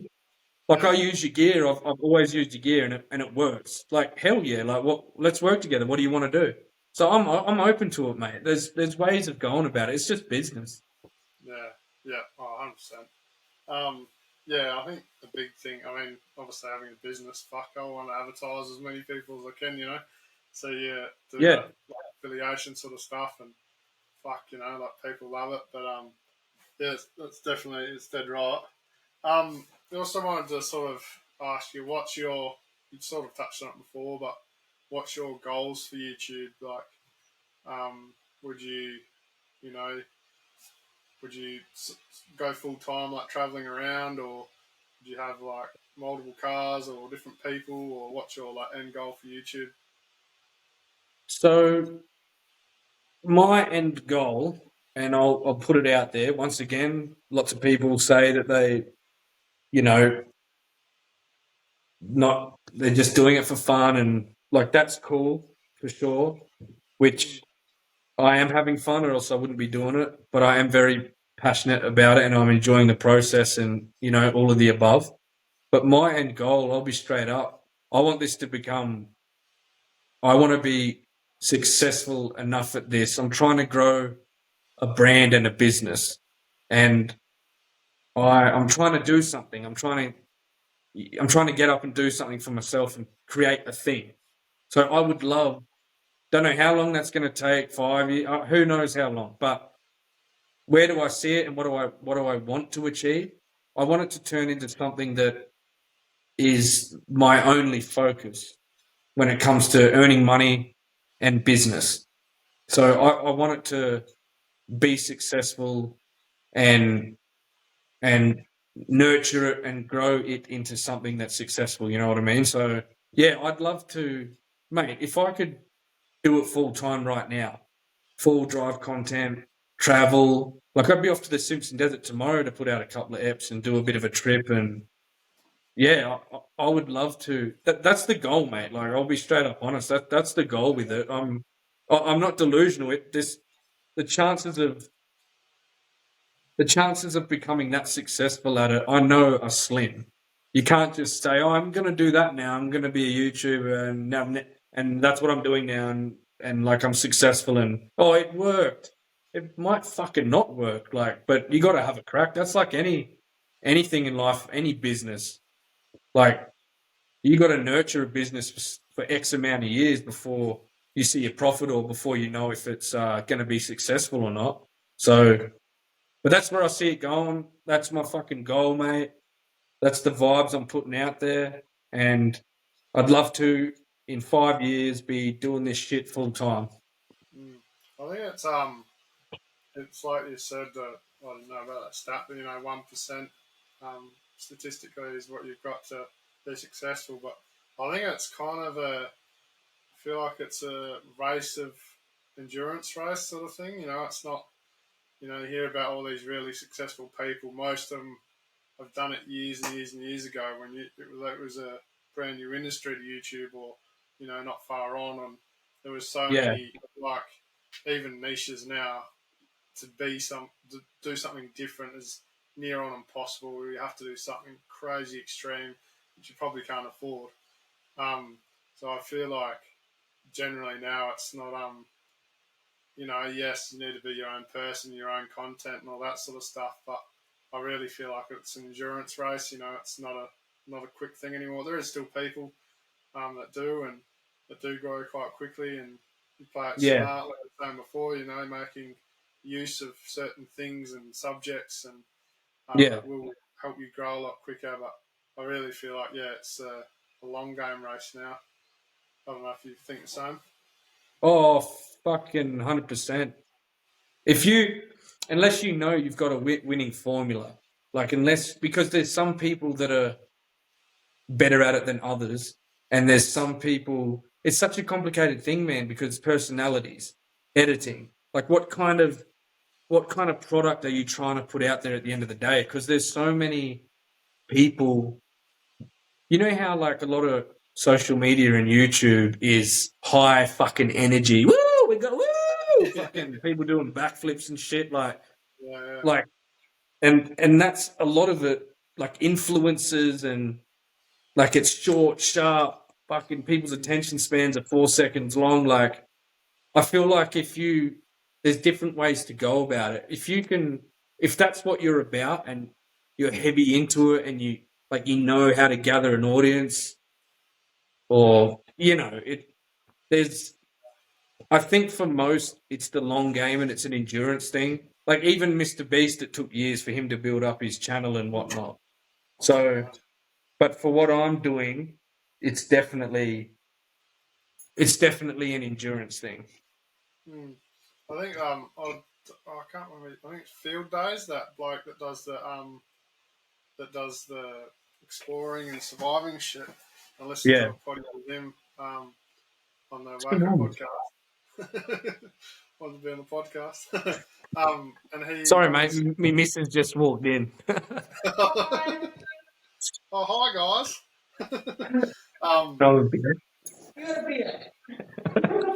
Famous mate, yeah. Only famous YouTubers. What's that? Yeah, one of his fans just walked in. Yeah.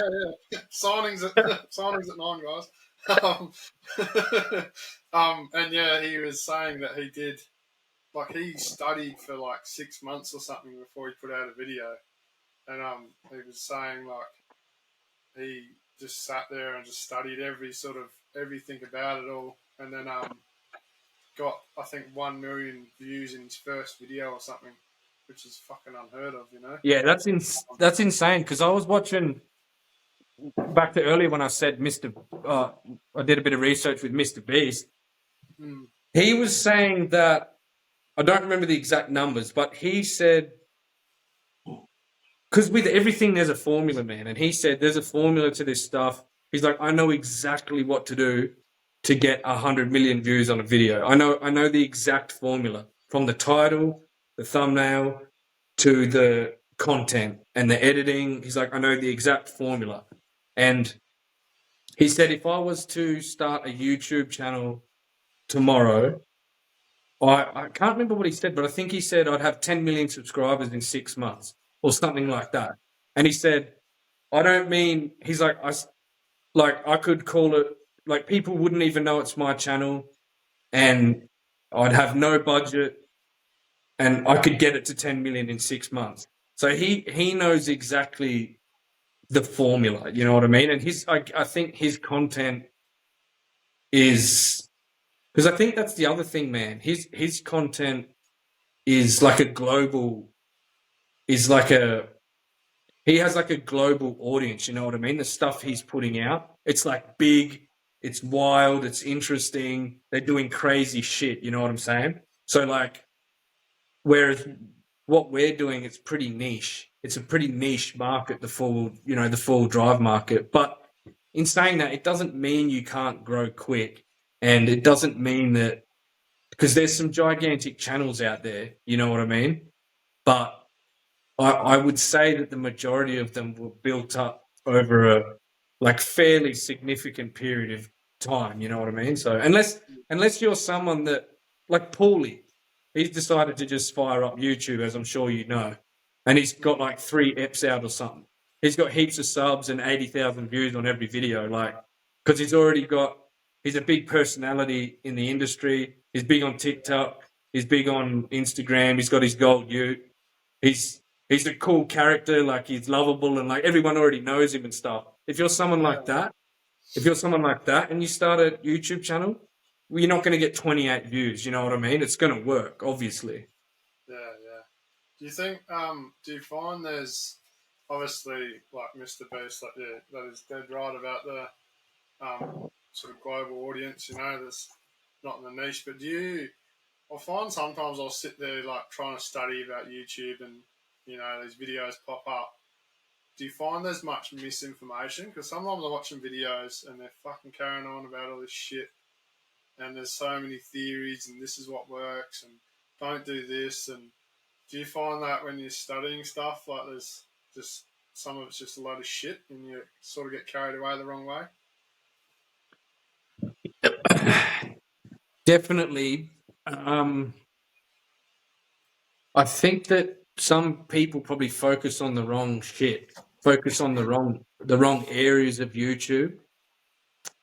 I think that, look, if you're going to to me, it just makes sense. If you're going to do research and whatever, go watch Mr. Beast and listen to every fucking word that the man says and take it all in and learn from it. Because if you're just starting out, you don't know shit. Oh, look, I'll speak for myself. I don't know shit. So be smart, do your research, and like I was saying before, if you want to know how to ride a motorbike really quick, go watch the top people in that field and listen to them and listen to their expertise.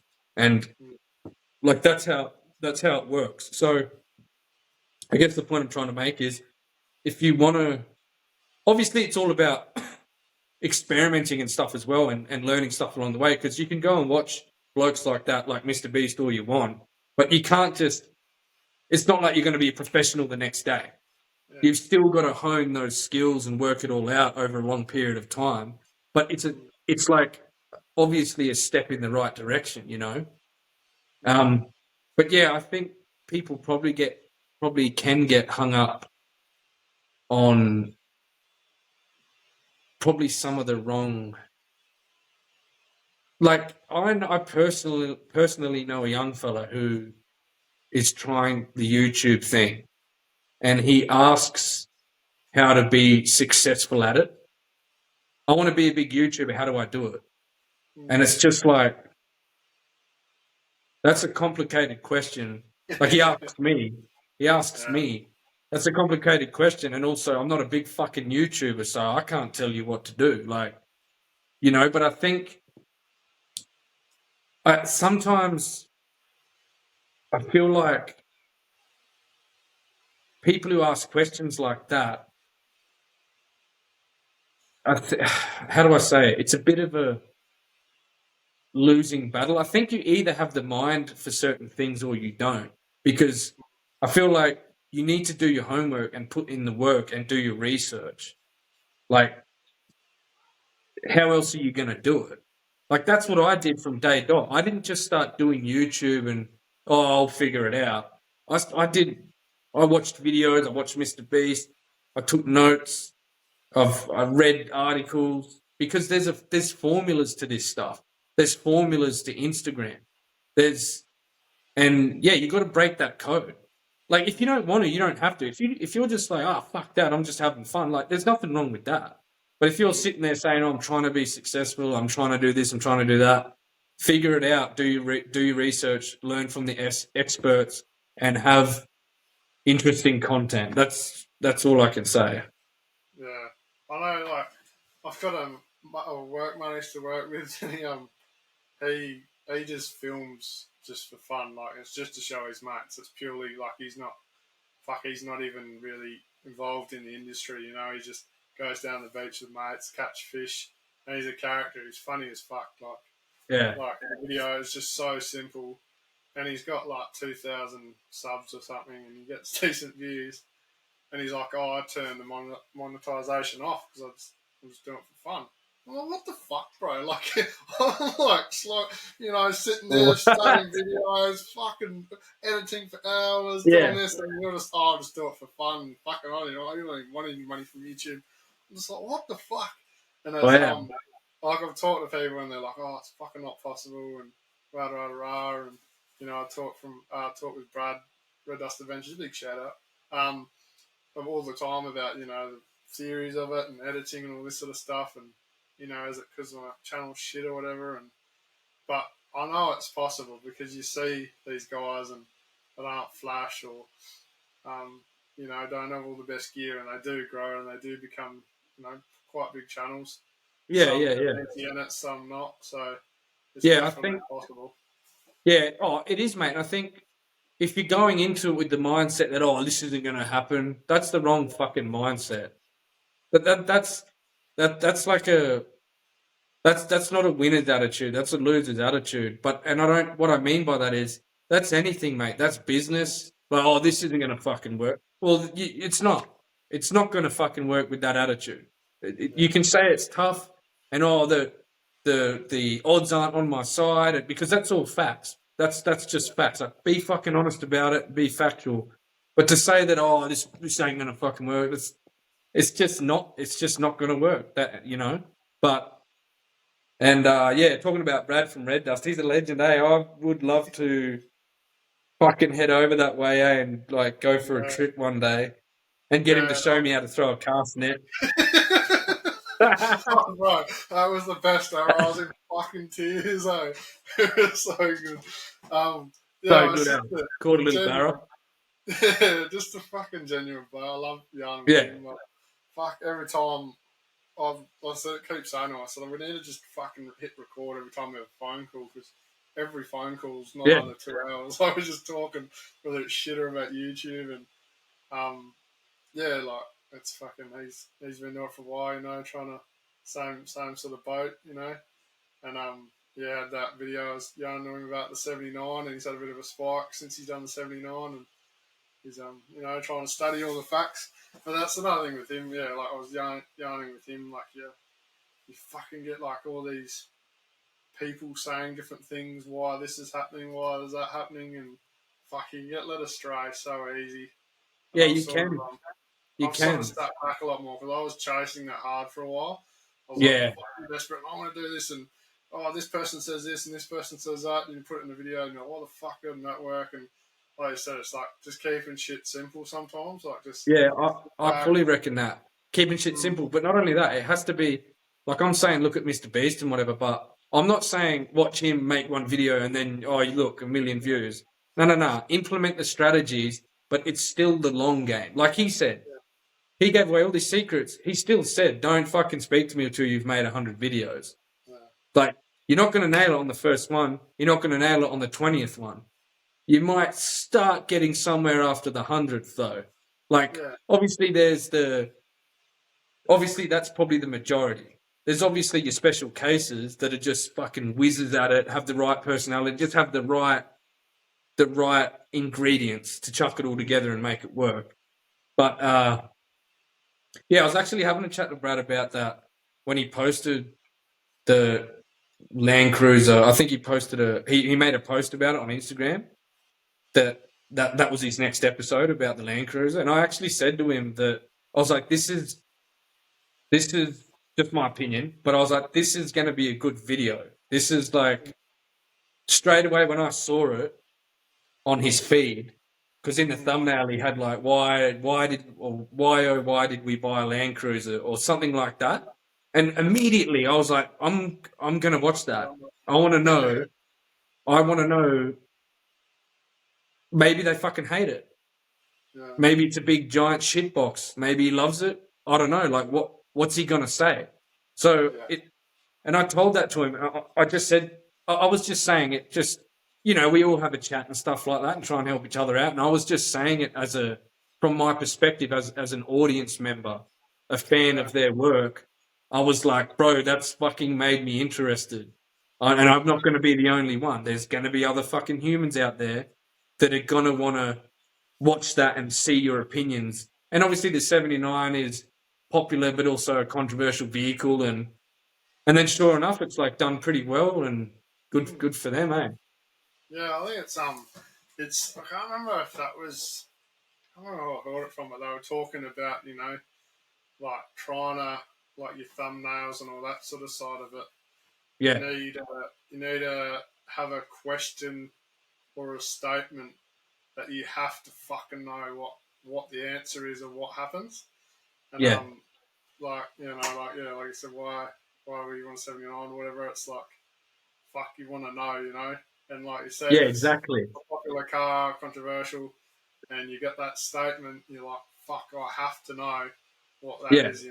Um, yeah, and like, not that it did crazy, but one of my better videos, when I did an Esperance, and that was around the time of like carrying on about fucking it was the best beaches in Australia or the world or whatever the fuck it was, and it was just the caption of best beaches question mark, and it's just like yeah, that question and trying to, and I probably could have done a lot better with that, but yeah, it's just I guess trying to figure it out, and that's where, like I say, you're honing those skills in.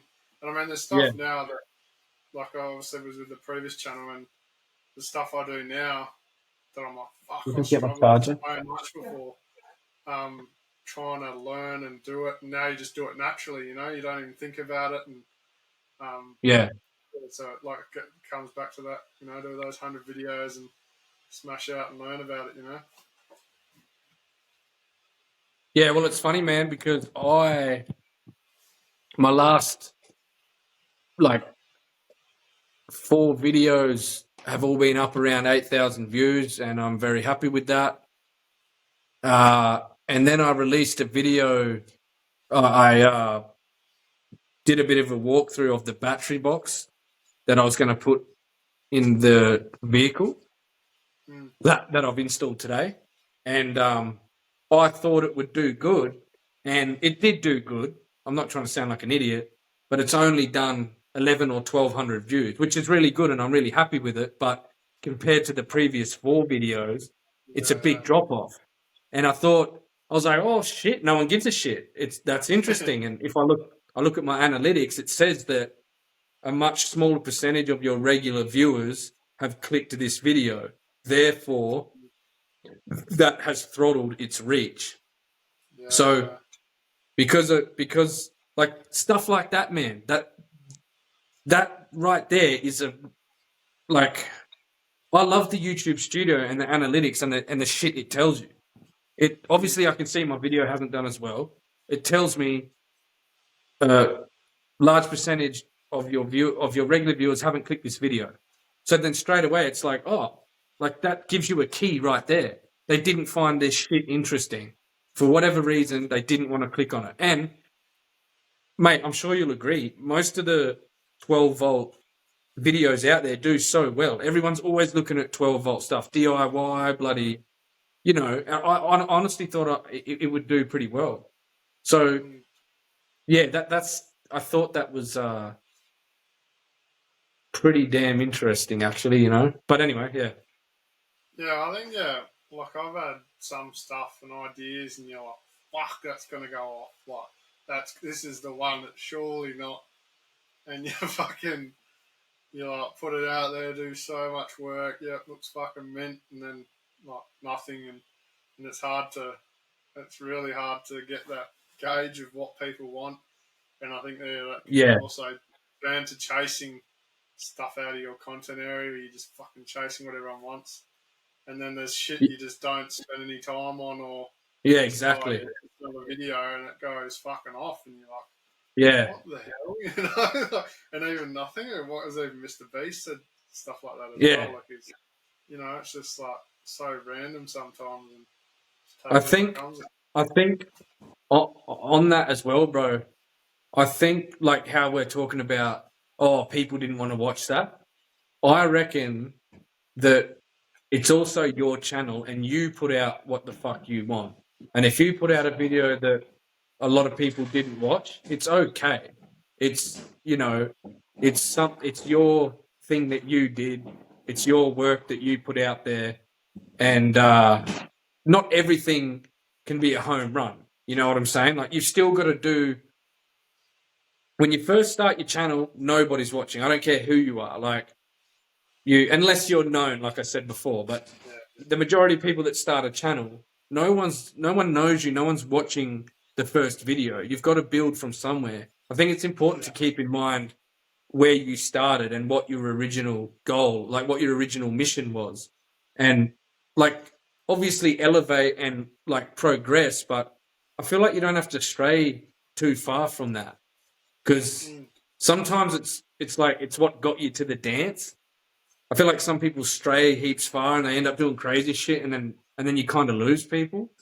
But yeah, it's a bit of a fine balancing act because you need to, like I said, you want to progress, get better, produce better videos, better content, and you know if you can, maybe bring another car to the fleet to do a bit of a build or whatever it is, whatever your shit is. Maybe you don't want to do that, but I mm, think it is important to stick to the basics, the fundamentals. You know, yeah. Yeah, I just think you can, especially when people carry on about, you know, you stray too far from your area, and then YouTube, I don't know whether it's true, they carry on about, you know, YouTube fucking categorizes you somewhere else. yeah, And yeah, that's true. yeah, but so like, and I think you see so many people too, like chasing shit that maybe does work, that's out of their niche or their interest, Yeah, and they, because they fucking don't enjoy it, it just, even if it does work, they just bail because it's like, you know, they're not enjoying it anymore. And yeah, that's, I guess, my like strong thing. Like you're like yourself, you've got these big goals, and which is cool, but you still would enjoy it at the same time. If you're fucking hating it, it's like having a shit job. You know, you're not interested yeah, in fucking yeah, for working sure. harder. You're just showing up and fucking doing it for the sake of it. And like I fucking, you know, this channel has done not as well as I thought at all, and compared to like the last channel, but fuck, I love it, man. Like Yeah, I'll that's sit there, good. I'll fucking sit there as after I edit, I'll watch it like 4 times or something, and I'll fucking download it on my phone so I can watch it, and I just throw it. And I think it's an important thing to, you know, like previously I just wasn't enjoying it, and Yeah. I think that's a massive thing to, fuck, even if you're not getting the views, just make sure you're enjoying it. I think can be one of the top priorities for sure. Oh, for sure. Yeah, you gotta enjoy it. Like if the day ever comes that I start fucking hating this shit, I won't keep doing it. I'm Yeah. not. I love doing it, and I'm trying to build a thing. I'm at a stage in life where you only get older, and it could be any kind of business. It doesn't have to be YouTube. It could be just a business. Like Mm. I've got that goal, those ambitions, man. I'm trying to, I'm trying to build something from the ground up. That's what I'm trying to do. I don't want to just work for someone forever. If that's what someone wants to do, that's fine. But yeah, I'm trying to create some shit, and it just so happens that this thing that I'm trying to create it is trying to create is it's centered around YouTube. You know what I mean? And as I said before, whether it's successful or not, we will see. But Mm. I'm certainly not like delusional because who knows what can happen. But again, you can't fucking sit there and say, "Oh, it probably won't work." That thought's never crossed my mind once. I'm just positive about it, and I'm gonna make it work. You know? Mm.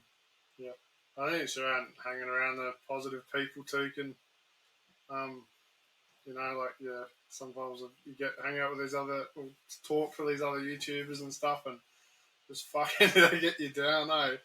And you sort of well Yeah. find when you're not talking to people, and it's like that in life. Like me personally, I have next to no friends at all. Like there's probably Yeah. 2 people I would actually call my friend, and Yeah.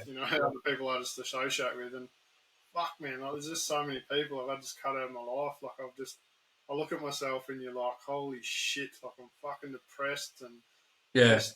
just and it's amazing the influence people can have on you, and Oh, yeah.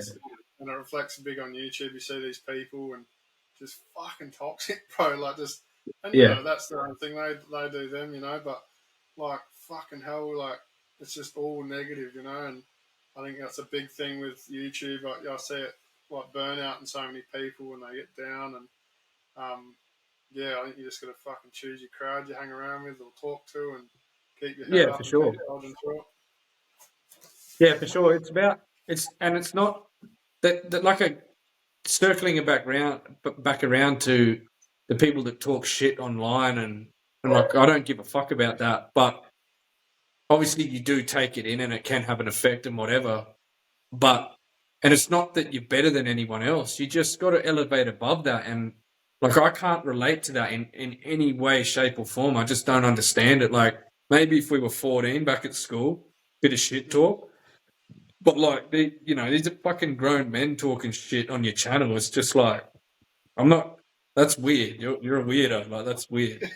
So I don't I don't really understand that. But yeah, like I said, it's not that you're better than anyone else. It's just you're trying to achieve it. Look, there's always going to be someone to talk shit and bring you down. Mm. Oh, you're trying to do YouTube. Oh, your car. Oh, your shirt. That color's shit. Like there's always going to be. Yeah, I don't know. You can't pay attention to that stuff, man. And you just know that those are the people. Like you don't talk shit like that if you're doing well. And I don't mean if you're doing well financially. I just mean you're doing well. Like you you have conversations with other people and you talk to them with respect and you share ideas and you're open about things. You don't talk shit like that to people if you're one of those people. That's not nice what you're doing. That's not kind. You're a fucking big asshole. That's not going to get you anywhere in life. You know what I mean? So Yeah. yeah, you can't fucking. You just I don't know. People like that are just a waste of time, man. But everyone's entitled to their opinion. And Mm. the other thing, though, I think I should say is that passion brings out a bit of shit talk as well. And there's nothing wrong with a bit of shit talk and a bit of banter and that sort of stuff. And I think maybe that's where a lot of that comes from, just with people that have to hang shit on your car or whatever. It's because, if you're passionate about something, you're passionate about a certain brand or a certain vehicle or like obviously, some people are going to be super passionate about it and be like the Ford Ranger shits on the Triton because of this, this, and this. And so I understand that side of it as well. I just don't really jump on board with that stuff. I'm honestly open to. I'm interested. I love full driving and full drives, so I'm interested in all the full drives. I don't give a fuck if it's a Canon or the new Grenadier. I want to look at it. I want to see what they've done, what the engineering is. Like I get excited about it, man. There's some brands I wouldn't own. Some I think Mm. are shit hot, like a shit. But yeah, it doesn't mean you can't appreciate what is out there and what brands are, the vehicles they're trying to put out there and that sort of stuff. We all claim that we love this shit. We should all be a bit more open minded, I guess, is what I'm trying to say. Yeah, 100%. Well, that's what like you touched on before. You're saying don't think about Facebook. Like, fuck, I hate Facebook. Like, I've got a personal one, and it's more just to keep contact with certain people. But you go on fucking like forward drive groups and shit, and you might own a Hilux, you're gonna Hilux one or fucking car groups or whatever. Fuck, bro, the hate on there is like next level. Like just a simple Yeah. question or something. They just get fucking hammered, You're like, Yeah. holy shit, bro. Like I was the same. I got my Instagram hooks up to Facebook, but I don't really spend any time building that Facebook up. Like whatever it naturally does, it does. Like I don't really care, but Yeah. Yeah, I'm blown away by some of those groups and shit. And you're like, fuck me, we're supposed to be on the same side here. Like, yeah, Yeah, there's the but banter, bro, like Toyota Nissan and fucking rah rah rah. But like, holy fuck, we're supposed to be all enjoying this, like inspiring each other and fucking yeah, meeting mates bro. and shit. Fuck that shit. You can't pay any mind to it. If that's your thing and you want to go talk shit all day, like, don't get me wrong, that's your thing. But Mm, yeah, you can't, like, yuck. I don't want anything to do. That just brings negative. Like, fuck that. Why would you waste your time on that shit? And not only that, take a look at the people who win. Like, what are the winners doing? Like, if we want to specifically talk about like the full drive industry, they're not out there talking shit to people, leaving stupid comments on YouTube. Like, mm, the people that are successful, the nice people that we see, like you said, you watch TJ and Mac. I do too. I reckon what they do is fucking awesome. mm. Do you reckon they're out there talking shit on people's videos? Like, Mm, they're not going to fucking waste their time. They're too busy trying to build their own shit. That's the difference, man. When you see all these people down on this level just chatting shit, it's like, mm. oh, that I see you. I see what you're about. I see your level and where you're at. Like, you're not even having a go. You're not even trying to do and achieve shit. You're just talking shit. Like, Fucking and that's lining where you're things gonna up. stay. That's fucking that's what it is, man. Like Joe Rogan Yeah. says, don't read the comments. Don't read the fucking comments. Like, he never reads the comments. Oh, You it's can't, amazing. like, what's the fucking point? And obviously it's a bit different for us. Like, I read the comments. I love interacting with people. I'm only a small Yeah, fry. I can't afford to just ignore everybody. It don't get me wrong, there's levels to it and whatever. But yeah. it's hard for him to respond. He gets a million fucking comments and shit. It's a different story. Don't get me wrong, but it's a good. I take in. I agree with what he's saying. I agree with what he's saying for sure, and like what he means by that. And Mm, yeah, it's true. You just can't. It doesn't mean you can't take healthy, constructive criticism. It doesn't mean. I'm not saying there's again, everyone's built different and everyone has different ideas. It's good. You should listen to other people and you should take in other people's ideas. Like, that should yeah. be an open marketplace. You don't just want to exist in a fucking echo chamber. So I'm not saying that. But these people who just outright talk shit and spread hate, fuck all that shit. You don't need that. Like, Mm. You just mentioned about interacting with people. That's one question I skipped over actually. What's your experience like? Do you really enjoy the interacting with people side? And like obviously you said this is how we've met, and you meet some people. Like, do you enjoy that side? And obviously, I'm amazed at how many people you meet all over across the country that are absolute fucking legends. And yeah. I reckon we need to get like a big, like GC fucking YouTube meet happening somewhere. You go catch up and yarn, have some beers or something. But how do you enjoy But that part of it? that would be elite. I'd love to do that.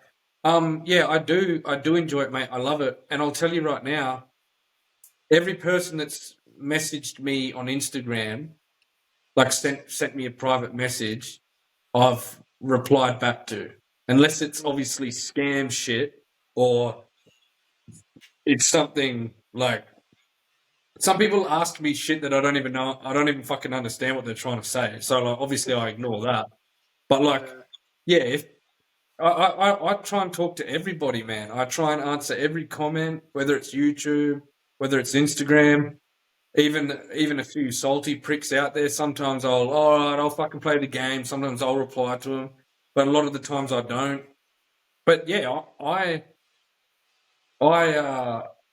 definitely enjoy it, and I say so sometimes on my YouTube vids. I tell people that interact. I love the little community we're building here. That's what I'm trying to fucking do. I'm trying to make a thing, and the people that leave comments, I fucking love it. And there's a bit of a loyal audience base now, and a lot of them leave comments on like most of the videos, and we have a good chat. And I fucking love that shit. I think it's in my opinion, it's all a part of it. If you don't want to do that, you don't have to, but you would be a fool. because it helps you build your base. It helps you achieve what you're trying to achieve. But also, why wouldn't you? It's a bit rude. Like, I mean, I guess you can do what you want, but I mean, why not have a yarn? Like, they're taking the time to leave a comment. Obviously, you're producing content for free and they get to just sit back and watch it. But, like, they don't have to watch your shitty videos. They could go watch TJ Mack and Ronnie Dahl, you know, like. So I love it, man. It's great if I can have a yarn with them and get some feedback and get you motivated for the next one. Yeah, and yeah, like I said, you meet so many cool people. And obviously being near Alice, that was one of my goals for this year, which unfortunately don't have a car or the time to do it. The Think Desert Race. Do you often Yeah. go to that? And do you do any filming at the next one? All right. To be honest, I went to a couple when I was young, like late teens, with mates and ran amok and got on the piss and whatever. And I've missed. It's not a thing that I usually go to. I've missed so many. And then I went to, I think it was the 2021, because my brother races dirt bikes. He's pretty fucking good. I'll say that. And he did. He needed me to do a fuel stop for him, so I did a fuel stop in 2021. And then it's funny because recently, last couple of years, I've sort of been like, man, like, why aren't I going to these events? I should be going to them, you know? So, and obviously now that I've got YouTube, I'm definitely going this year and I'm definitely going to make an episode out of it. And I'm bloody excited because it's a bit of a camping trip, you know? You camp out along the track, but what I'm mostly excited about, obviously, it's also a topic that's going to be out there. And like the Think Desert Race, like it's going to be out there. It's going to be on YouTube. Again, you got to capitalize. It's a good opportunity to make a video, and you'd be silly not to. It's such a fun event. But the thing that I'm most excited about is that it's a little bit different. I get to film a race, you know. It's high speed fucking machines on the roughest terrain you can get. And I just can't wait to set my camera up and get some super slow-mo shots and put some gangster music in over it. Like I can't wait to do that episode, like film that weekend. It's going to be a lot of fun, eh? Yeah. So I'll have to get a car sorted and I'll come next year and you can fucking show me where all the hot spots are and I'll buy some beers. Yeah, it's a shame you couldn't make it, Bruce, but it'll be, when you do, like, you'll love it. It's just so much fun, man. It's a good weekend. The race is crazy and the camping's awesome. Like, yeah, you'll fucking love it. Yeah, like obviously going through the Northern Territory and then you're watching the videos and just everything that combined, it's like, fuck, it's just a sick area.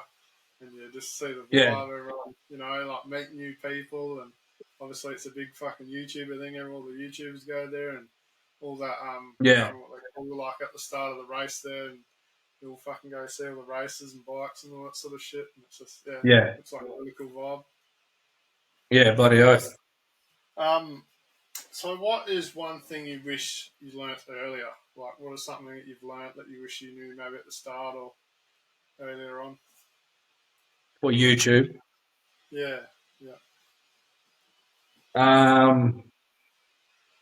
Buy a 79 series quicker.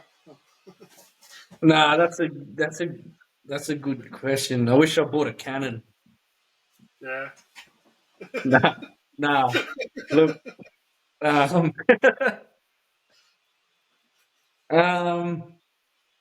get that's a bit of a tough. Probably nothing really, man, because I feel like it's a journey that you just gotta learn, and everyone's different. So, like if I look back at my first videos to now, my videos now, in my opinion, are a lot better, just a lot polished, a bit like more interesting. I'm still kind of doing the same stuff essentially, but they're just better because I've learnt as I've gone along. And like, I'm not saying they're great or anything, but just for me personally, what I've been able to achieve and what I've been putting out there, yeah, I would just say that they're just better to what I was producing at the start.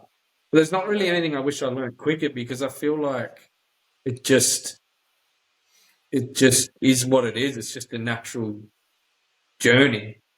Yeah. You know, I wish I could be putting out the best shit ever from the fucking start, but that's not really realistic, you know. Mm.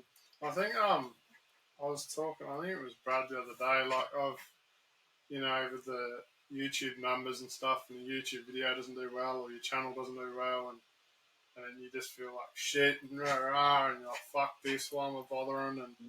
And I've sort of like, what time recently, just learnt to. I think it's about enjoying the journey because whenever you're gonna be fucking happy, like you see, like for an example, millionaires and shit, and they're topping themselves and stuff, and all this sort of stuff because it's just you'll never be there. Like, so I think Yeah, it's really important, and that's something I'm focusing on lately. Is just step back and fucking enjoy it. Like, enjoy the people you meet, enjoy your fuck yeah, ups, enjoy it. Well, it's just like I think it's the journey. It's not about. I don't think it's really about that end goal because there is no. I mean, you might have goals, 1,000 subs, this many subs, but you never. There's no end gate. You're always going to be climbing, and I think it's a massive thing for me personally. Anyway, is just really enjoying that whole thing, enjoying the learning.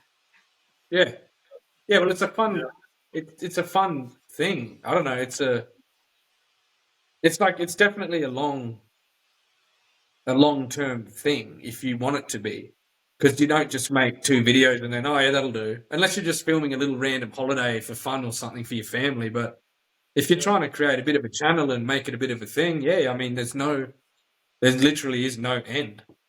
mm, yeah. All right. Is there anything you want to bring up or talk about? ARB, where you, See you in the NT, mate. yeah. See you after you dogs. Yeah. Um, I've got to no, hit the not number. really. I think not. So, sorry, what was the question? Oh, is there anything like you sort of wanted to touch on or bring up or shout out to anyone or anything? I'd like to shout out Outback Offroad NT. It's a fucking good channel, and everyone should go watch it. You heard it here first, folks. I heard they're doing really good things over there, eh? I don't know. I might have to check it out. Fucking GCs, eh? Nah, just Apart from his fighting I don't chops. know. Been talking to Brad from Red Dust, and yeah, it's cool. He's cool. Mm. It's been good to have a chat with, and he's a bit of a funny bloke and whatnot. But yeah, I don't know. There's not really much else I would add. I don't think. It's funny doing this sort of stuff because you could bloody talk all night, eh? Yeah, I know. Yeah, you're gonna try and cap it at some point, eh? Yeah, exactly. Yeah. Oh well, I think that's all the. Can't find the other questions that I missed. I think we've pretty much gone through it. Well, the only one was like, Yeah, where do you see yourself in 10 to 20 years? But I suppose you sort of touched on that. It all depends on what direction you go, and you can't really tell how yeah. fast it's going to go. You think Nah, that's right. like you said with that 79, you always sort of stick with that. There's no future cars that you want, or Well, mate, it's a funny thing because I say that's my forever car and I'm building it in that direction. But if I keep doing what I'm doing for work, it'll have nearly 500,000 Ks on it in 5 years. So yeah, it's, forever car, I don't know. Like I said, I'm going to keep it for as long as I can. Like if I put 500,000 on it and then the engine fucking blows up or like needs an overhaul, I'll probably do that, and then just drive it for another 500,000 or whatever. Like,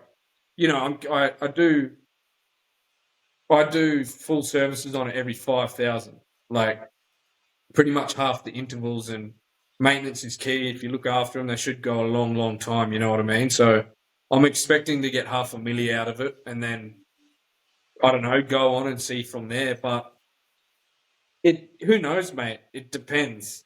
Like I could keep it for 5 years and then maybe I get a new car. Who knows what the future holds, sort of thing. yeah, yeah, nice.